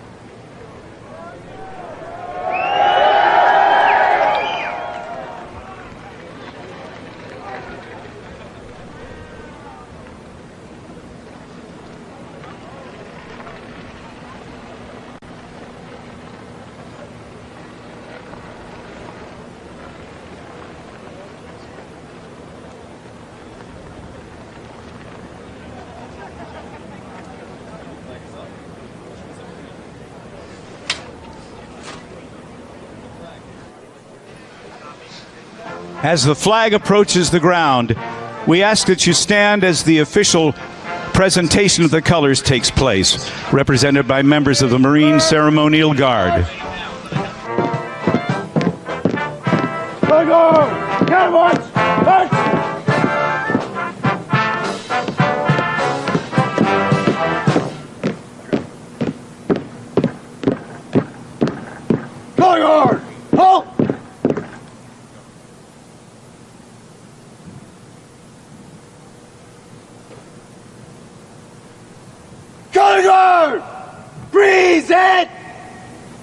Ladies and gentlemen, please stand for the singing of our national anthem.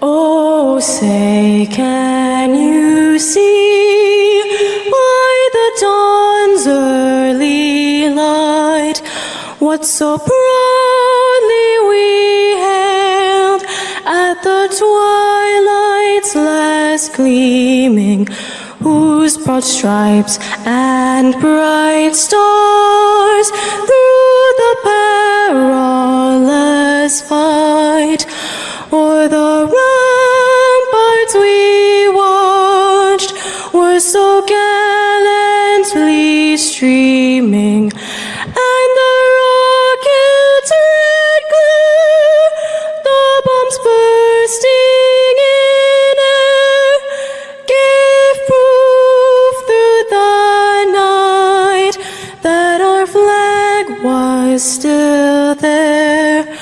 Oh, say does that star-spangled banner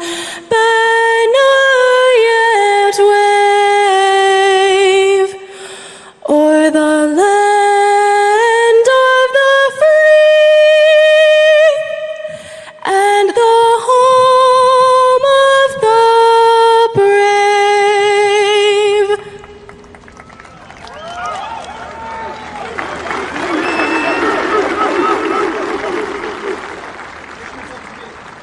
Guard, guard! Carry!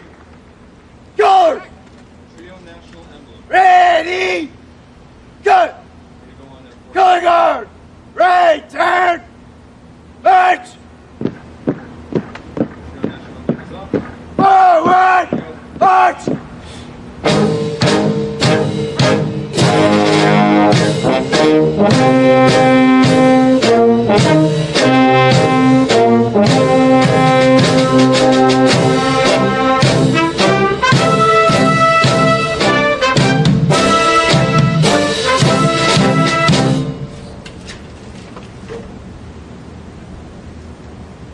Parade past!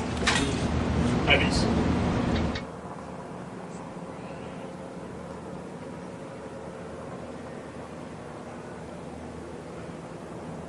Ladies and gentlemen, please welcome the Chief of Naval Operations, Admiral Daryl Caudle.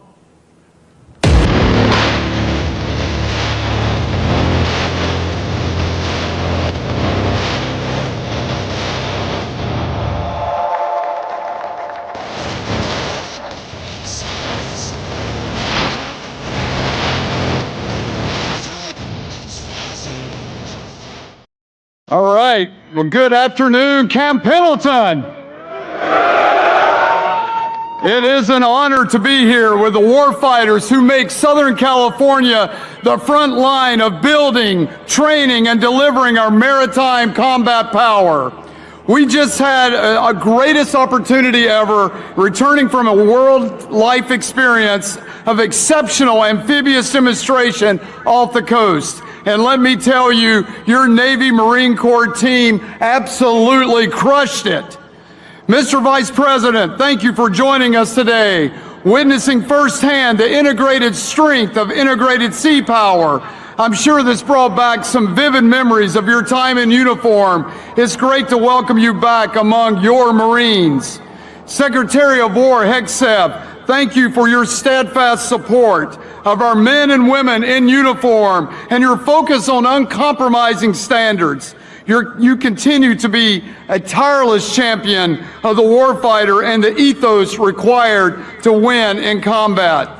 Secretary Phelan, as always, sir, a pleasure to be your wingman. Thank you for your leadership and partnership. From robust ship-to-shore operations to close-in air support to seamless handoffs between blue and green forces, what we witnessed today was not just a demo, but a textbook execution of integrated all-domain warfare. That kind of performance doesn't just happen. It's forged through discipline, training, and a unified commitment to mission success. No other maritime force on Earth can generate and project combat power with this level of speed, scale, and synchronization. Let's give a round of applause to the men and women who made this happen.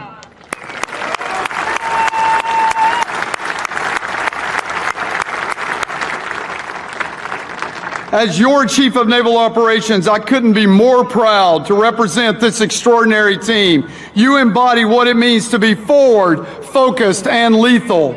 Whether you're on the bridge, in the cockpit, in the whale deck, or on the beach, we're all part of a single integrated fight. For over 250 years, it's been this unity between sailors and Marines that has given our nation the decisive edge, from the shores of Tripoli to the waters off the Red Sea. And today, as then, we stand the watch together, delivering maritime dominance and extending America power from sea to shore. In January, the President gave us a clear charge: defend the homeland, deter aggression, project strength through an all-domain integrated force. And that's exactly what we've been doing day in and day out. Across every ocean and every contested region, our Navy Marine Corps team is leading from the front, reassuring allies, restoring deterrence, and responding with precision and resolve when called. And you have just shown the world that American sea power is not just a concept, it's an unmatched capability. And you, all of you, our sailors and Marines, are the competitive edge, the enduring advantage that no adversary can match. Today, we were able to get a glimpse into why the Navy and Marine Corps team operates as a joint force all to itself. You showcase why our amphibious forces remain vital to winning future conflicts. And this is just the beginning of what we can become. We are the operational overmatch. Agile, persistent, and expeditionary, we bring unrivaled combat flexibility, delivering force and options from sea to the fight on our terms and on our timeline. I want to close by thanking all of you and your families for your service, your sacrifice, and your commitment. You make our team what it is. It is an honor to serve with you. Thank you, and Semper Fortis.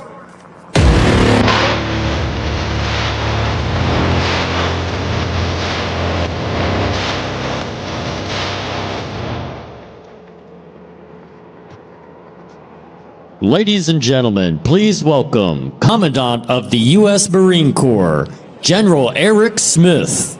American soldier and American, beside my brothers and my sisters, I will proudly take the stand. When liberty's in jeopardy, I will always do what's right. I'm out here on the front lines, sleep in peace tonight. American soldier. Hoorah, Marines! Get some! Hoorah! That never gets old, does it? That never gets old. Good afternoon, Marines, sailors, family, friends, Vice President Vance, Secretary of War Hegseth, Secretary of the Navy Phelan, my shipmate, the CNO, elected officials, distinguished guests, far too many to name. What a day. What a perfect amphibious day. And what a sight to behold. What I'm talking about is you. Not talking about the equipment, not talking about the ships, I'm talking about you, the Marines, because that's who we are. That's what we're all about. We're about the individual Marine, because that's who wins battles. That's who wins wars. Before I begin, I want to thank those who made today's demonstration possible, especially the phenomenal team here at Marine Corps Base Camp Pendleton and the Marines and sailors of the 1st Marine Expeditionary Force and the 3rd Fleet. From the first aircraft overhead to the final wave on the beach, you showed what American amphibious strength looks like in action. You do not want to be on the receiving end of that bunch of ass whooping. You do not. If you're an adversary, hoorah. If you're an adversary and you want to have your butt kicked, then mess with the Marine Corps, because we'll do it. We'll do it for you. I also want to thank our many distinguished guests and civic leaders for joining us in the celebration this afternoon. You know, if you go to Marine Corps Air Station Cherry Point, North Carolina, or if you go to Marine Corps Air Station New River, it says, "Pardon our noise, that's the sound of freedom." Well, pardon our noise today, that's the sound and look of freedom. That's what it takes to get you free. Thanks as well to our national leadership for standing alongside your Marine Corps as we mark this historic milestone, 250 years young. The first 250. The next 250 are going to be even tougher than the first 250, and there's going to be more fights ahead, but we'll overcome all obstacles because we're Marines. That's what we do. We don't know how to fail. Finally, thank you to our military families whose strength, patience, and sacrifice make everything we do possible. You serve this nation alongside your Marines and sailors, and your support is the foundation of our readiness. For 250 years, our Corps has fought and won our nation's battles. Again, we don't know how to lose. We're Marines. Founded even before our formal independence as a country, we were created as an expeditionary force in readiness, always faithful to the nation we serve. From muskets to missiles, wooden ships to amphibious combat vehicles, and signal flags to satellites, the tools of our trade have changed, but their purpose has not. We remain America's naval expeditionary force, ready to respond and ready to win. Today, we witness the power of the Navy and Marine Corps team through our premier force offering, the Amphibious Ready Group and Marine Expeditionary Unit, employing combined arms to deliver decisive effects and compel the enemy to do our will, to do what we want to have happen, not what they want to have happen. But none of what you saw, the precision fires, the air assault, the seamless integration of firepower, none of that means a thing without the Marine behind it, without the Marine behind his M4, without the Marine sitting in the vehicle, driving it, without the pilot flying the aircraft. It is all about the Marine. It's all about you. The strength of the MAGTF lies in its Marines. Their warrior ethos and core values strengthen us and sustain us during difficult times. It is the Marine, resolute beneath our nation's flag, who carries the day every time. Honor, courage, and commitment are the living code of a Corps that endures because of uncompromising standards. Standards that guide us in our purpose, unite us in battle, and bind us across generations. From Bellawood to Iwo Jima to Ramadi and Fallujah and Helmand Province, we're still the same. We're a Corps of Marines. We are a band of warriors dedicated to the defense of this nation. The Marines here today are cut from the same cloth as those who seized Tarawa, withstood the cold of Korea, and fought through the streets of Iraq and the mountains of Afghanistan. And the next fight is coming. Trust me, it's coming. Across battlefields, our character has never wavered. Just as the nature of war, the clash of wills, the test of fortitude, the demand for discipline remains the same. To our Marines here today and around the world, I could not be more proud of you. Sergeant Major Ruiz and I have the easiest jobs in the Marine Corps. We get thanked every day, and yet you do all the work. Our jobs are easy. Your jobs are hard. We don't pay you enough. You don't have all the equipment that you need, but you still get the job done. Why? Because we're Marines. That's what we do. That's all we do. We do war fighting. We do America's war fighting. You remind us that our power is not found in steel or armaments, but in the faith we keep with one another. You are our most valuable asset. No modernized ship, vehicle, or weapon system can replace the sheer will, determination, or grit of a U.S. Marine. It is you who will close with and destroy the enemy. To locate, close with, and destroy the enemy, or repel the enemy's assault by fire and close combat. Close combat. That's what we do. It is you who will seize the objective and seize the day. It is you who will win our nation's battles. This is why I have absolute confidence in the future of our Corps, today, tomorrow, and for the next 250 years. When the next fight comes, and sadly it will come, Marines will be ready. Ready to fight, ready to win, because that is who we are. That is what we do. It is all that we do. We're warriors. That's all that we do. We are America's crisis response force. We're the 911 force.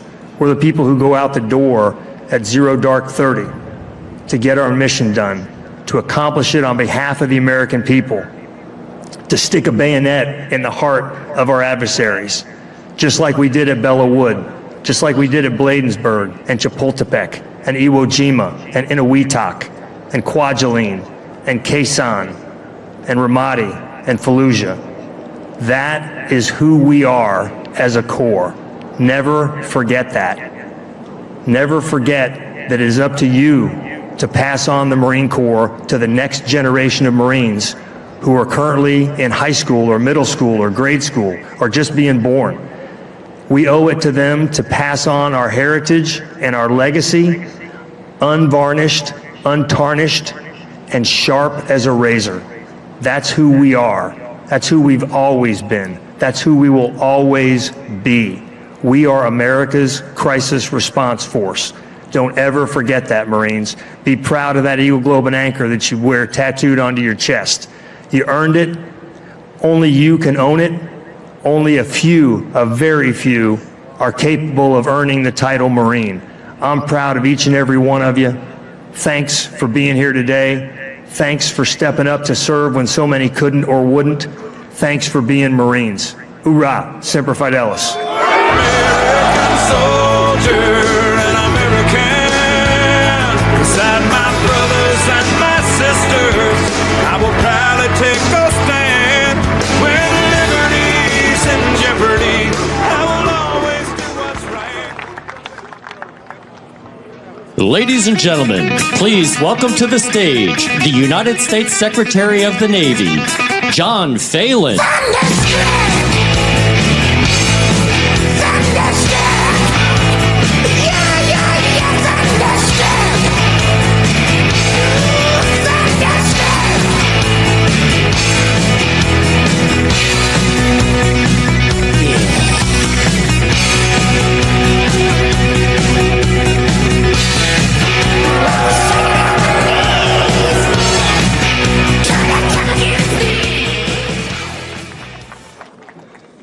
Well, good afternoon, everyone. Good afternoon. This is an incredible sight. I can't think of anything better than being here with thousands of Marines, sailors, and their families here on Red Beach, celebrating 250 years of the United States Marine Corps, the world's premier expeditionary force. Add to that what we just witnessed, an awesome display of maritime power. It really doesn't get any better.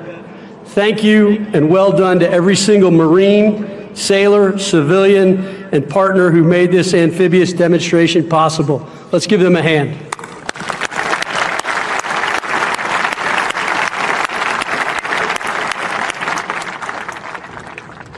On behalf of President Trump and the Department of the Navy, I want to thank every Marine and sailor across the globe for standing in defense of our nation with honor, courage, and commitment.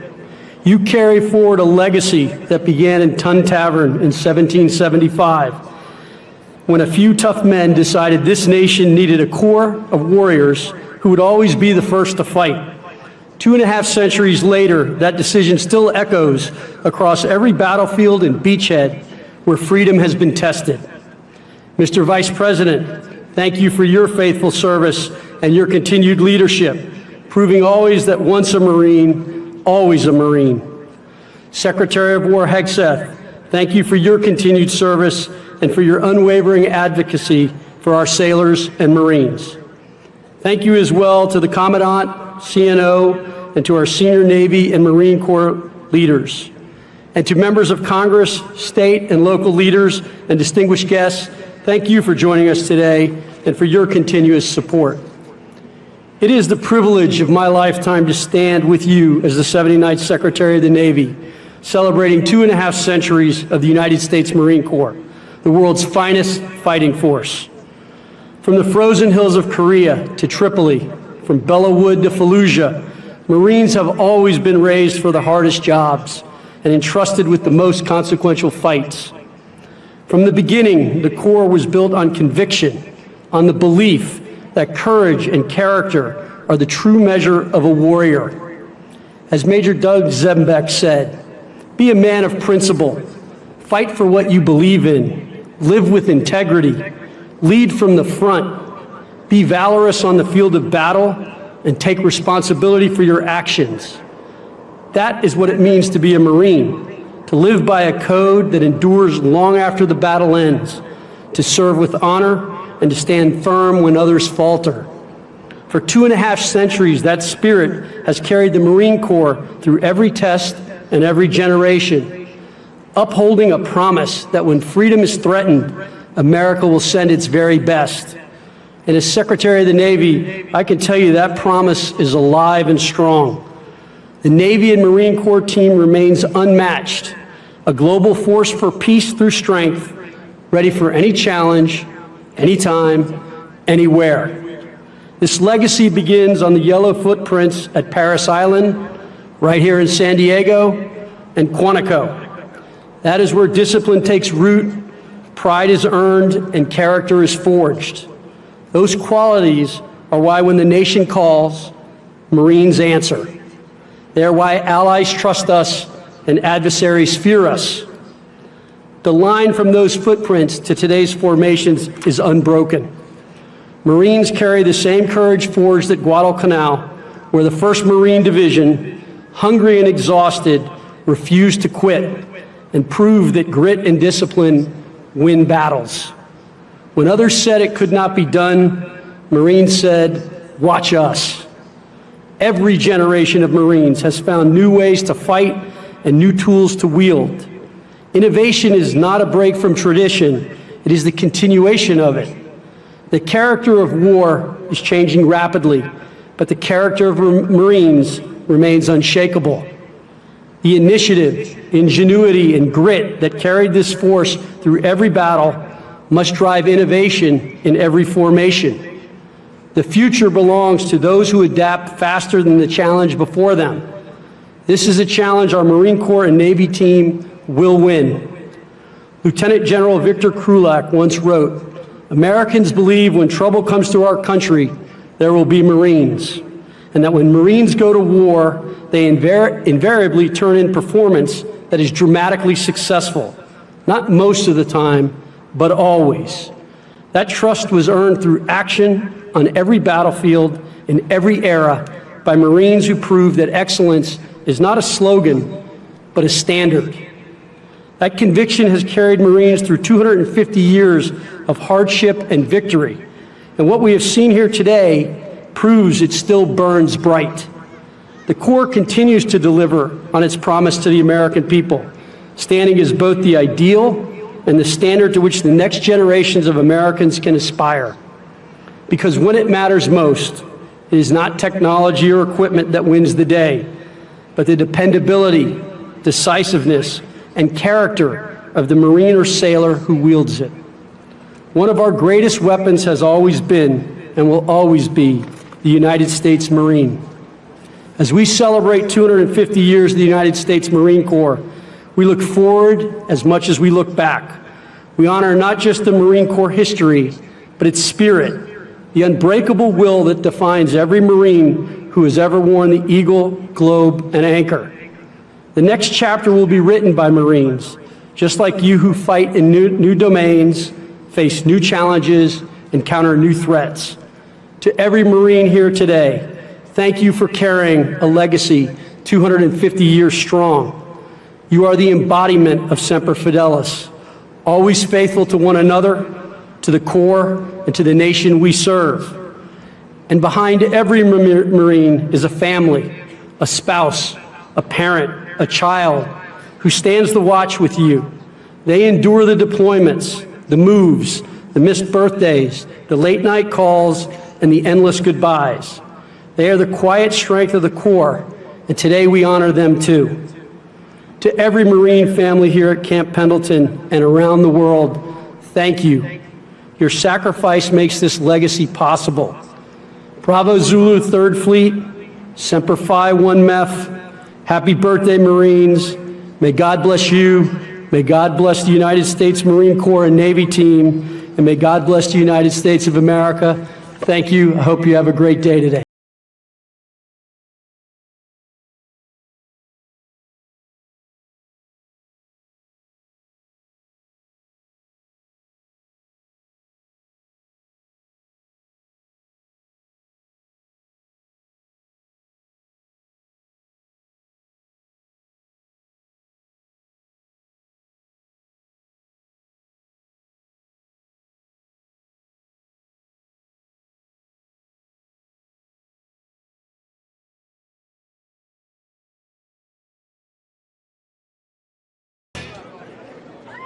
Ladies and gentlemen, please welcome to the stage the United States Secretary of War, Pete Hegseth.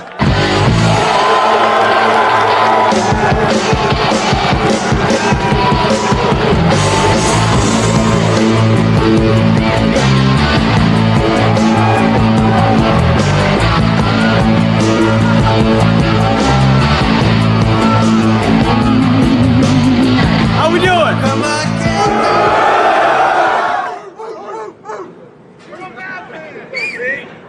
Hoorah, Marines! Man, that is beautiful. Let me just say, this might be one of the most beautiful sights I think I've ever seen. In fact, I'm not supposed to say this, really not, but I think you guys might be my favorite. Don't tell anybody. Marines, it's great to see you. It's an honor to be here. Chief, Commandant, Secretary of the Navy, thank you. It's an honor to be at Camp Pendleton. And looking out at these Marines today and the Navy SEALs I had a chance to do PT with this morning. You know, I do PT all around the country now with the troops, and it's turned into Smoke the Secretary. It's clear to me why President Trump says all the time we're the strongest, most powerful, most lethal, and most prepared military on the planet. Because you are that strength. You are that power. You are that lethality. And you are prepared. And President Trump's going to make sure it stays that way. Being here with you is the perfect way to mark 250 years of the beautiful and beloved United States Marine Corps.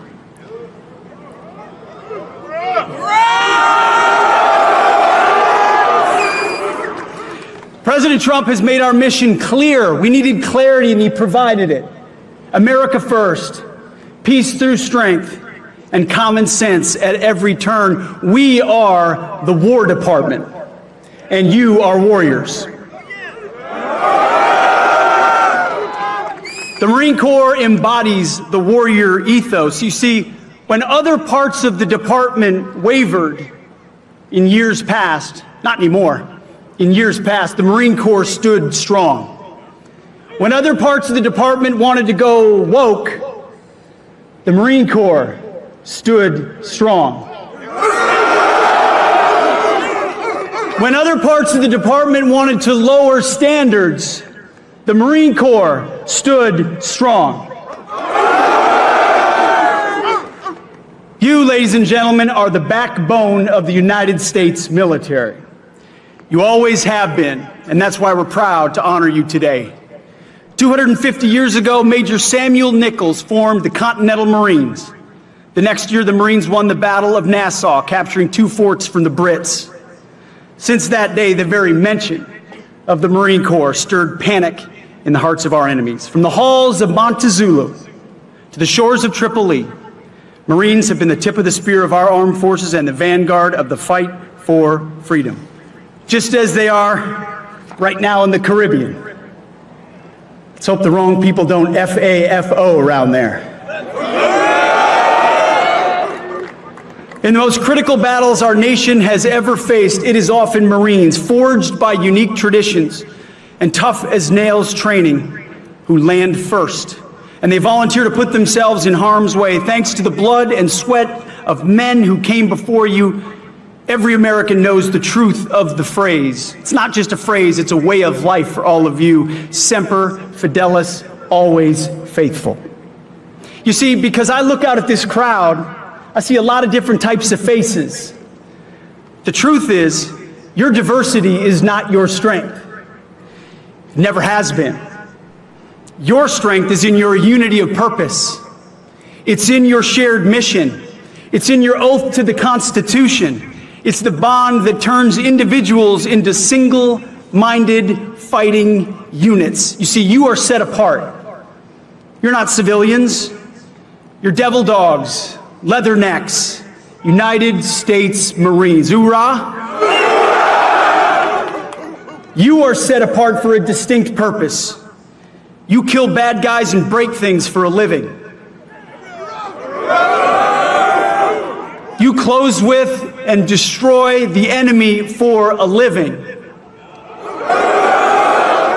And as we mark the 250th birthday of the Marine Corps, take a moment and remember where you are in the great American story. Everybody likes to talk about 1776, and that was a pretty important date, but we're not here without 1775. When Americans were willing to stand up and pick up a rifle and say, "We will live free." That spirit lives in all of you. That story includes heroes like Chesty Puller, Daniel Daly, and our own great Vice President and Marine, JD Vance. Take pride in that story and continue making yourselves worthy of that legacy. As the Commandant said so beautifully, standards, discipline, accountability, warfighting, lethality, they live in the Marine Corps. We get a chance to see our Commander-in-Chief fight for all of you every single day. I know because I see it. President Trump appreciates your dedication, your valor, your tenacity, the sacrifices you make and the sacrifices that all of your families make. We know no Marine serves alone. They serve alongside a family. Someone else who understands that is Vice President Vance, who is right there alongside President Trump, who he himself has made the same types of sacrifices that you have. Your vice president enlisted after high school in the Marine Corps and served in Iraq. Your vice president knows and shares the dedication of this force, and he represents you always in Washington. I have the honor of getting a chance to watch Vice President Vance day in and day out live the values of the Marine Corps, speak up and tell the truth, have courage, stand alongside President Trump. It's an incredible thing to watch. And as I tell every warrior I meet, our president and vice president, they have your back. And I promise you, so do I. Support from the top is all I ever wanted when I was a young infantry lieutenant in Iraq. Or in Afghanistan, where my boss actually happened to be a Marine. He was tough, he was brave, and a little bit crazy. But I loved him for it. And I knew he would do anything for me. So on behalf of the Department of War, thank you. Congratulations on 250 years of success. And here's to 250 more. I can say to you, we've got 7 little kids in our stead. Not so little anymore, a couple teenagers. Man, I would be proud as a dad if I ever saw one of them put on the uniform of a United States Marine. You serve your country. You make us proud. We have your back. God bless you, God bless our Marines, and may God bless our great republic. Godspeed. Thank you.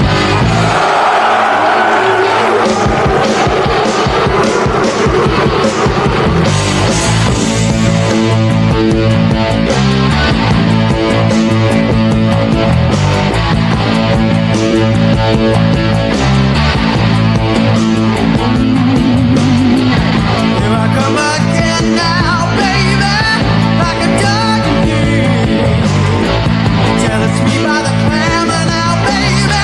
I'd like to tell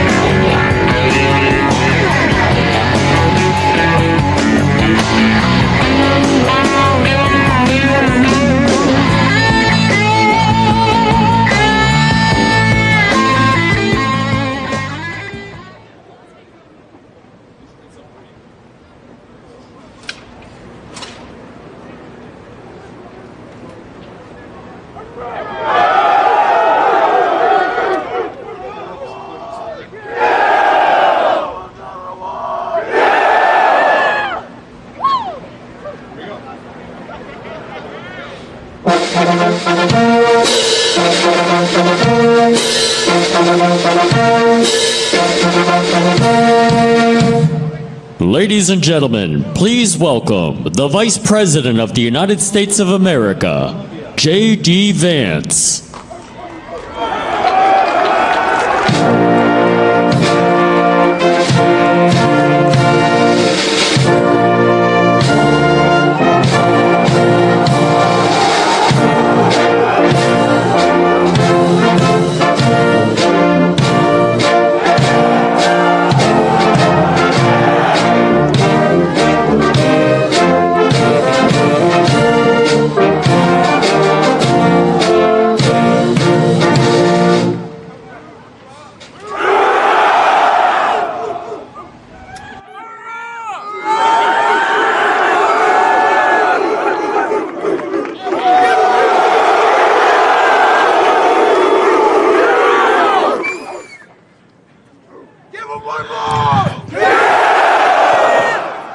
Hoorah, Marines! I didn't hear you. Hoorah, Marines! God bless you, Marines. God bless you, Camp Pendleton. It is so much fun and such an honor to be out here to celebrate 250 years of United States Marines. Now, I gotta say, first of all, thank you to so many of the fine people who are here today who make this incredible event happen and who every day make our military the finest fighting force anywhere in the world. First of all, our great Secretary of War, Pete Hegseth, who gave a hell of a speech, if I might say so. Pete, where are you at?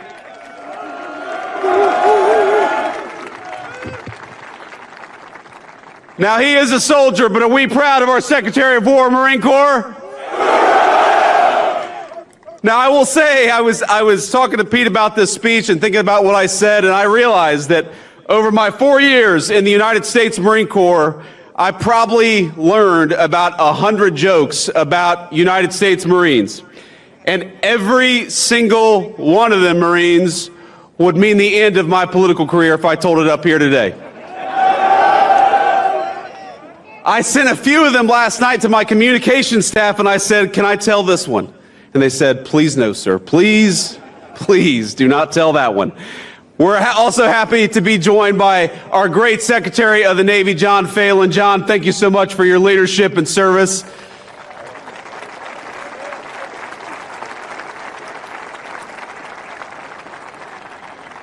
I got to give a shout out to my beautiful wife, our great Second Lady, Usha Vance, with the Marine Corps hat.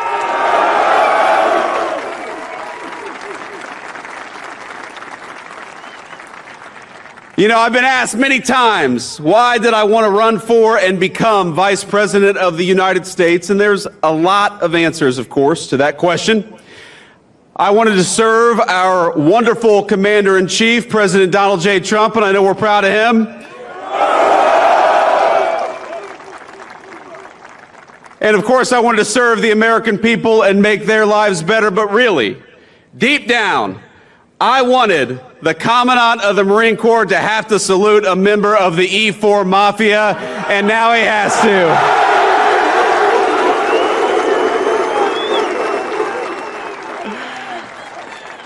And Marines, we have a great Marine Corps Commandant in General Eric Smith. General, thank you so much for everything you do.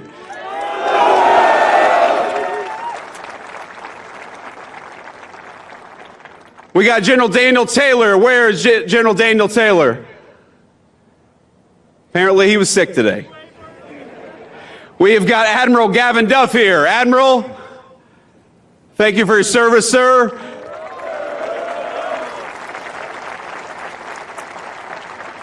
We have got Colonel John Caldwell and General Michael Nakanizi. Did I pronounce that right, General? There we go. I did okay.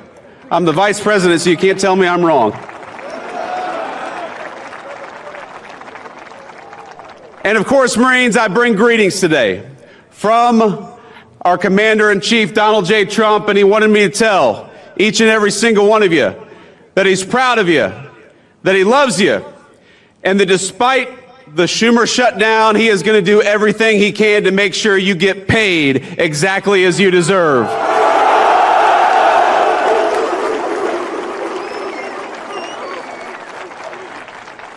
Now, I know we're here to talk about the Marine Corps, but I got to get just a little political because congressional Democrats seem to want to keep the government shut down, even though it would mean that a lot of you would not get your paycheck. But as I told the president just a couple of days ago, I said, sir, we have got to figure out how to pay these Marines, both for their sake, but also, of course, because if we don't pay our enlisted Marines, every bar in Southern California is going to go out of business, and we don't want that.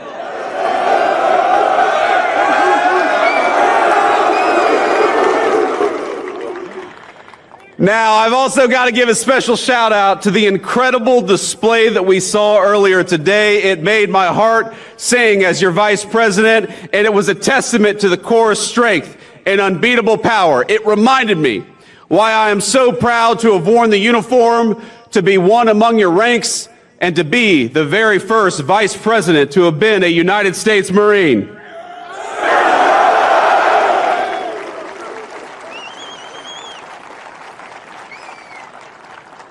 Now, for us East Coast Marines, Camp Pendleton has always had a special place in our imagination. We heard the stories of the back-breaking hikes you all had to do, the West Coast Marines had to do in Camp Pendleton. You know it? Us East Coast Marines, we had the sand fleas and you all had the hills. I don't know which was worse.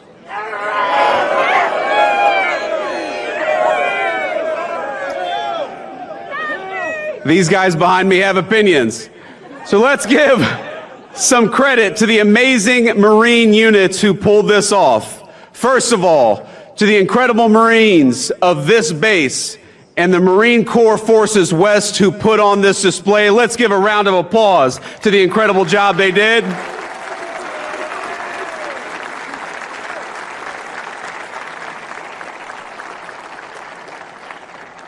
And I want to talk about some of those units because you all made me so proud. I know we must have some Marines from the 1st Marine Division. Where are you? You all did a hell of a job. How about the Marines from the 3rd Marine Air Wing? I know we have some Marines from the 1st Marine Logistics Group, the lifeblood of the fight. Where are you all at? We've also got Marines from the 1st Meth Information Group, the brain of the fight. Where are you all at? And we've also got, of course, men and women from Marine Corps Installations West, the folks who keep the home front. Where are you, Marine Corps Installations West? There we go.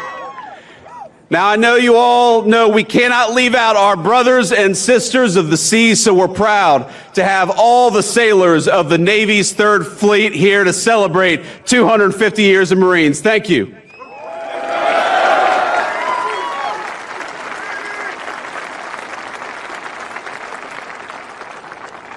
These sailors who go to war with us, they fight over the horizon. They stand shoulder to shoulder with Marines wherever the fight takes us. And if any group shares in the glory of the Marines' 250th birthday, it is our beloved Navy Corpsmen. Let's give a shout out to the Navy Corpsmen out there. We love them.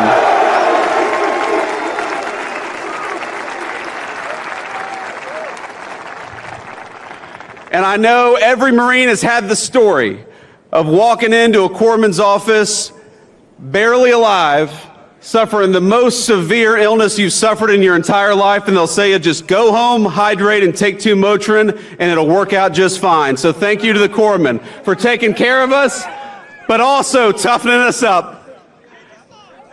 And that's right, and it changes socks. A bottle of water, a change of socks, and 2 Motrin will fix any illness. So we are grateful, Marines, to be graced with the presence of some very special guests, people whose very lives contribute to the incredible Marine Corps legacy. Earlier, we all heard from Sergeant Dakota Meyer, who received the Medal of Honor in 2011 for extraordinary heroism in 2009. Are we proud of Sergeant Dakota Meyer? Yes, we are.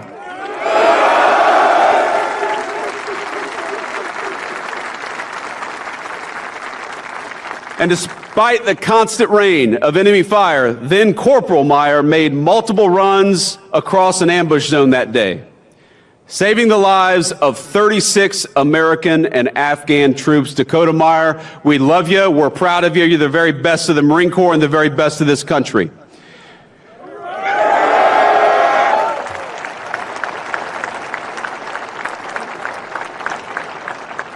We are also honored to be joined by American hero Charles Cram, who was a Navy corpsman attached to the 5th Marine Division when it landed at Iwo Jima.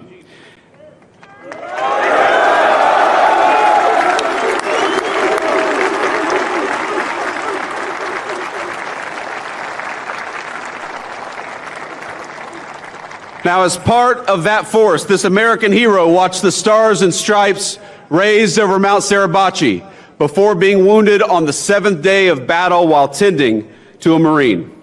For his valor, he was awarded the Silver Star, the Bronze Star, and the Purple Heart. Sir, we love you. Thank you for your service.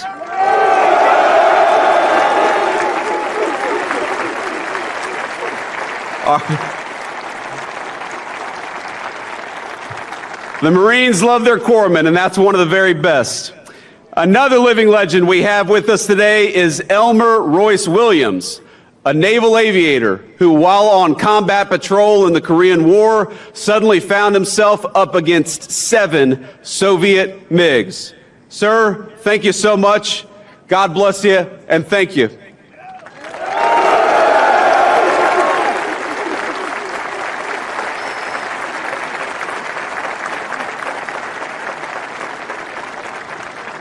Now we're going to let the brave lieutenant take a seat, but I got to talk a little bit about him. I got to brag on him, because despite the odds, Lieutenant Williams took down 4 of them in a single 35-minute dogfight, the longest dogfight in naval history, a record, I believe, that still stands to this day. Hoorah!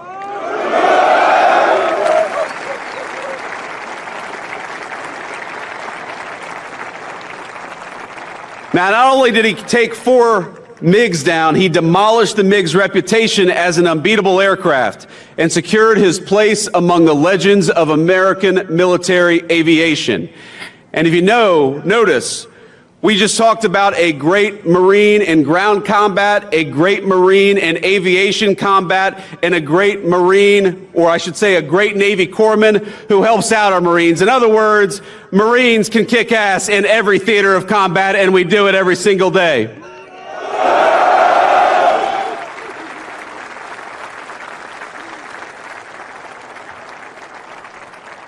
And I finally got to give a shout out to my dear friend, recently retired Master Sergeant Charles McKelvey. Chase, where you at, man? Love you. Oh, he's got a beard already. Look at that. He's been out of the Marine Corps for 3 months. He's already got a beard longer than what I got.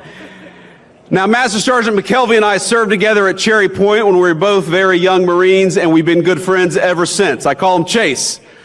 Other Marines will tell you Chase is an extraordinary person, the smartest, kindest Marine you'll ever meet, and those are descriptions I can personally attest to.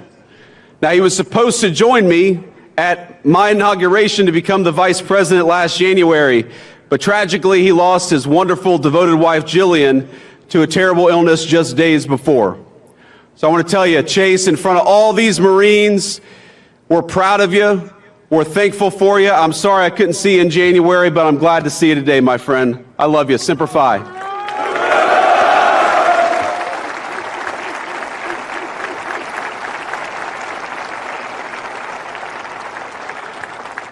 And finally, we are grateful to have all of you, whatever your rank, whatever your station in the Marine Corps, here at Camp Pendleton to commemorate this incredible 250th anniversary of our beloved Marine Corps. From these mountains and this water, Marines have deployed to every major fight of the last century, from island hopping across the Pacific to Vietnam's Hue City, to Kuwait, to Helmand and beyond. And standing here, You can feel the weight of that history. The generations upon generations of Americans who cut their teeth at this base before boarding ships and carrying the American flag into battle. But that's exactly what Marines do. For 2.5 centuries now, this beloved Corps has served as our nation's sharp edge, always forward deployed, always ready, and always faithful. My service in the Marine Corps was a huge part of my life. I would not be here today. I would not be the Vice President of the United States. I would not be the man I am today were it not for those 4 years that I served in the Marine Corps. Now, before I was enlisted, I was pretty terrified about the prospect of becoming a Marine. I'm sure that a lot of you can share that. I remember I had nightmares before I went to boot camp of drill instructors yelling at me, of being away from my family, of being constantly stretched well beyond my own physical limits. It's daunting stuff, as all of you know. And as anyone who survived boot camp can tell you, it's all real. But my cousin Rachel, in particular, one last shout out to a former Marine. In particular, she pushed me to do it. A veteran of the Corps herself, she got it. She understood what joining does for a young man or a young woman. So she pushed me to go and talk to a recruiter, which I did, and I will never forget that conversation. Because at no point did he try to sell me on the United States Marine Corps. He warned me, he said, you don't enlist in the Marine Corps to make money, and you all know that's exactly right. He said you might even go to war. This was back in 2003, right after we invaded Iraq. But what he did tell me is that enlisting in the Marines would teach me many things, including discipline and the virtue of leadership. And that was appealing to me, and I know it's appealing to Marines today and for every year of our 250-year history. Hoorah! But over the days that followed, what further dawned on me was that I needed to do this not just for me, but for the nation. My country needed me just as sure as the country needs each and every one of you today. The September 11th attacks had occurred barely a year earlier. And as I weighed what enlisting would mean, the crisis in Iraq was becoming a full-out war. So I made the call. As an 18-year-old senior in the state of Ohio, it was one of the first times in my life that I recall feeling like the country actually needed me. And when I realized I had a responsibility to something so much greater than myself or even my family, and I had an obligation to act on that feeling of duty. And I know that's something that animates every single one of you, whether you're a private or a general. That spirit of service has been the spirit of the Marine Corps for 2.5 centuries. So I just wanted to say, from the bottom of my heart, from one Marine to another, from the Vice President of the United States to the whole Marine Corps, thank you for your service. We are proud of you and proud of your service.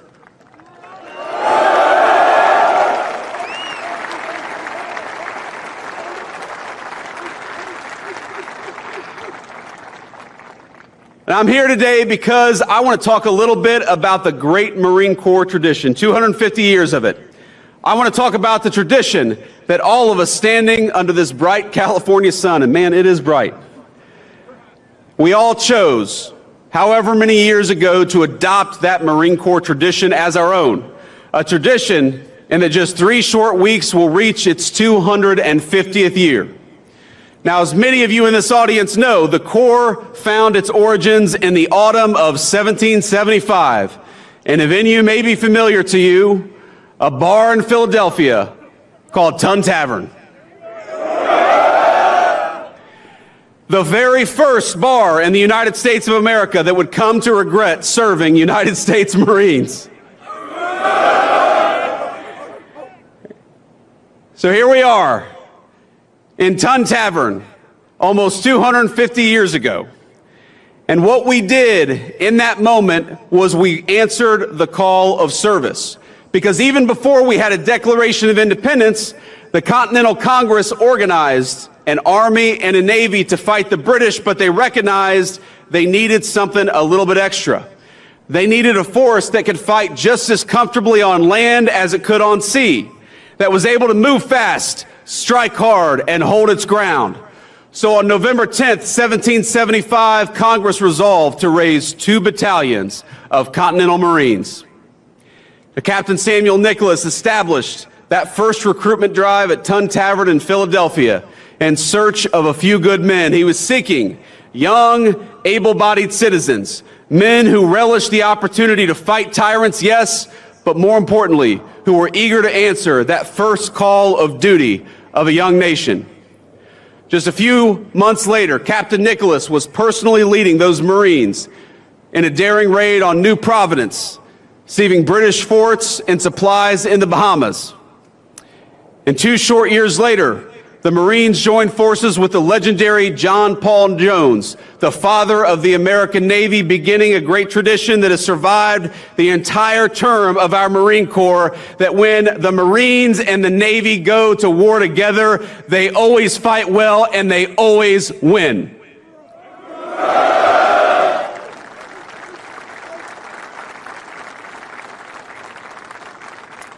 The War of Independence set a blueprint that Marines follow to this day. Boldness in action, unity in purpose, and a lightning readiness to go wherever the nation required. In battle after battle, the United States Marine Corps has broken the backs of empires. You've toppled tyrants. You've hanged pirates and hunted down America's foes across the 7 seas. And Pete, turns out we're hunting some pirates today, aren't we? From Tripoli to the halls of Montezuma, from Bella Wood to Iwo Jima, and from Chosin Reservoir to Khe Sanh, we Marines have repeatedly earned our reputation as the first to fight and the last to leave. And as all of you know, that legacy only grew stronger after 9/11. Within weeks after the attack, the 15th Marine Expeditionary Unit, the 15th MEU, already forward deployed on September the 11th, helped launch the most ambitious amphibious assault in the history of the United States of America. And that's just how Marines are wired. No matter where, no matter when, the Corps will always uphold its reputation for discipline and for unshakable focus. Now, I always think back to what Army Major General Frank Lowe had to say this about the Corps in 1952. The safest place in Korea was right behind a platoon of Marines. Lord, how they could fight, and what a great testament to the United States Marine Corps.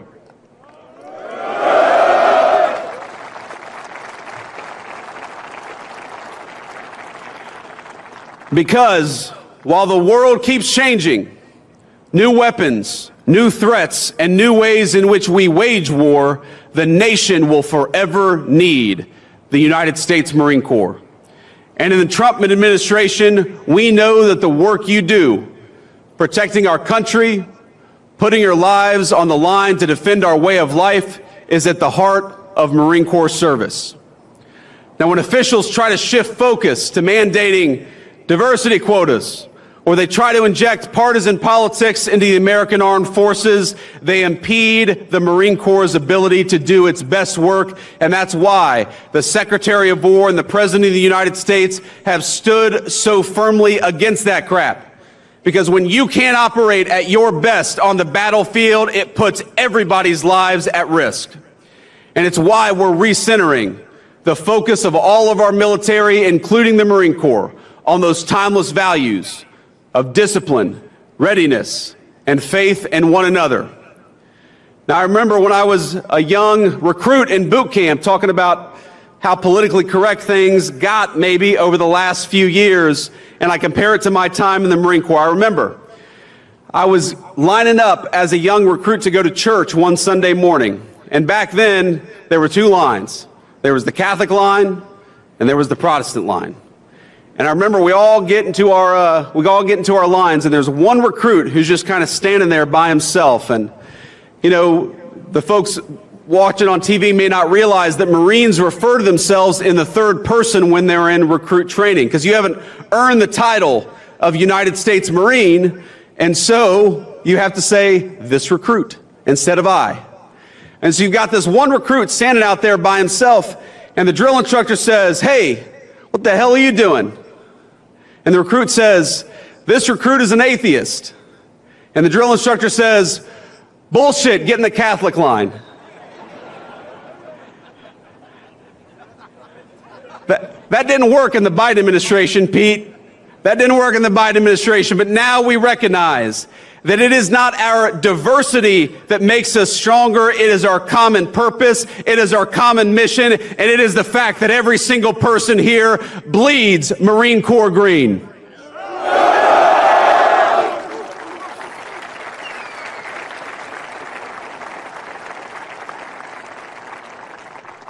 And I think that all of you should realize that from the President of the United States on down, this government is proud of you. It's proud of the tradition of the Marine Corps, and it's proud of the fact that that great tradition has custodians in each and every single person here, each and every single Marine who is serving today. And I hope that the proud Marine Corps tradition, you heard Pete talk about this, Chesty Puller, Dan Daly, John Basilone, all of these great Marine Corps heroes, they should inspire you through their action to be the very best Marine in the future that you can be. Now, I remember so many people who made my Marine Corps journey and made the country better in the process. I remember a gunnery sergeant who saved me from financial ruin. I was a young Lance Corporal, and I was going to go to an off-base car dealership and buy a used car with a low dealer-provided interest rate of 22%.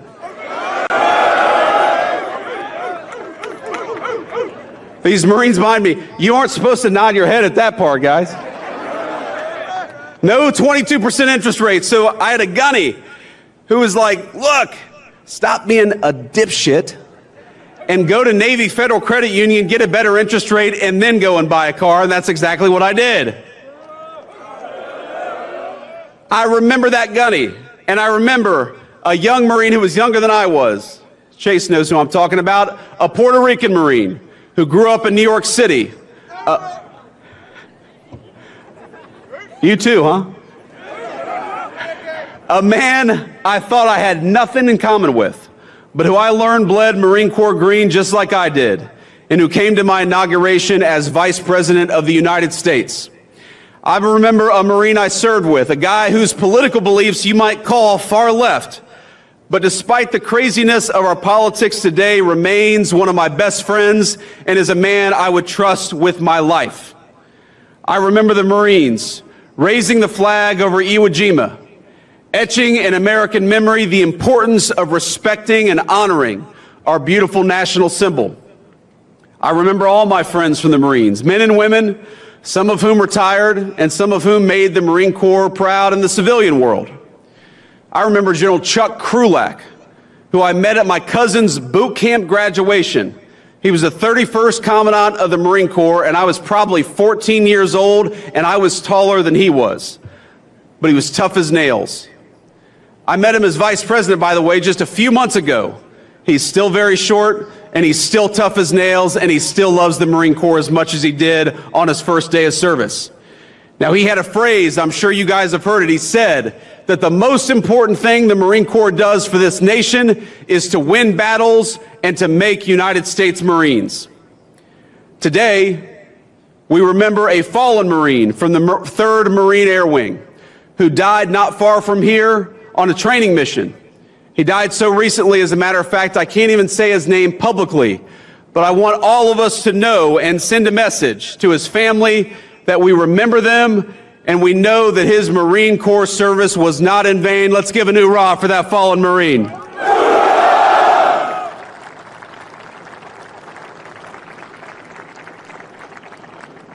I know that all of us remember the friends who went off to war, and we particularly remember the ones who were mangled in combat or who never came home at all.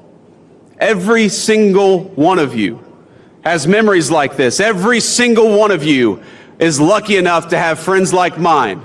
Within each of you is your own Marine Corps legacy burning every single day. And because of that, every one of our fellow Marines lives on. as Gunnery Sergeant Hartman in Full Metal Jacket. We like Full Metal Jacket, Marines? He said, but the Marine Corps lives on forever, and that means you live forever. Our motto, Marines, is Semper Fidelis, which means in Latin, always faithful. Though the shape of the battlefield will change, our nation will be just fine, so long as fellow Marines just like you remain faithful to that great Marine Corps legacy. My fellow Marines, you have the watch now. You honor that legacy by how you carry yourself in public. You honor it by how you treat your friends and family.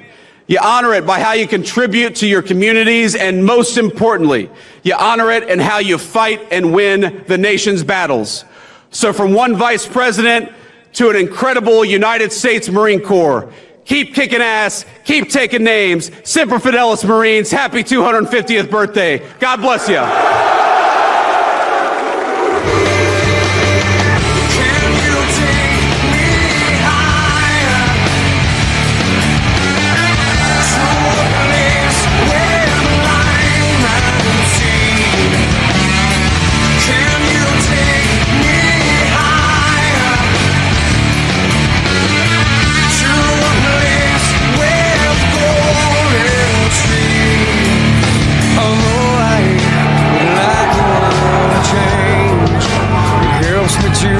Appreciate those nights and those dreams. But my friend, I'd sacrifice all those nights if I could make the earth and my dreams the same. The only difference is to let love replace all our hate. So let's go there, let's make our escape.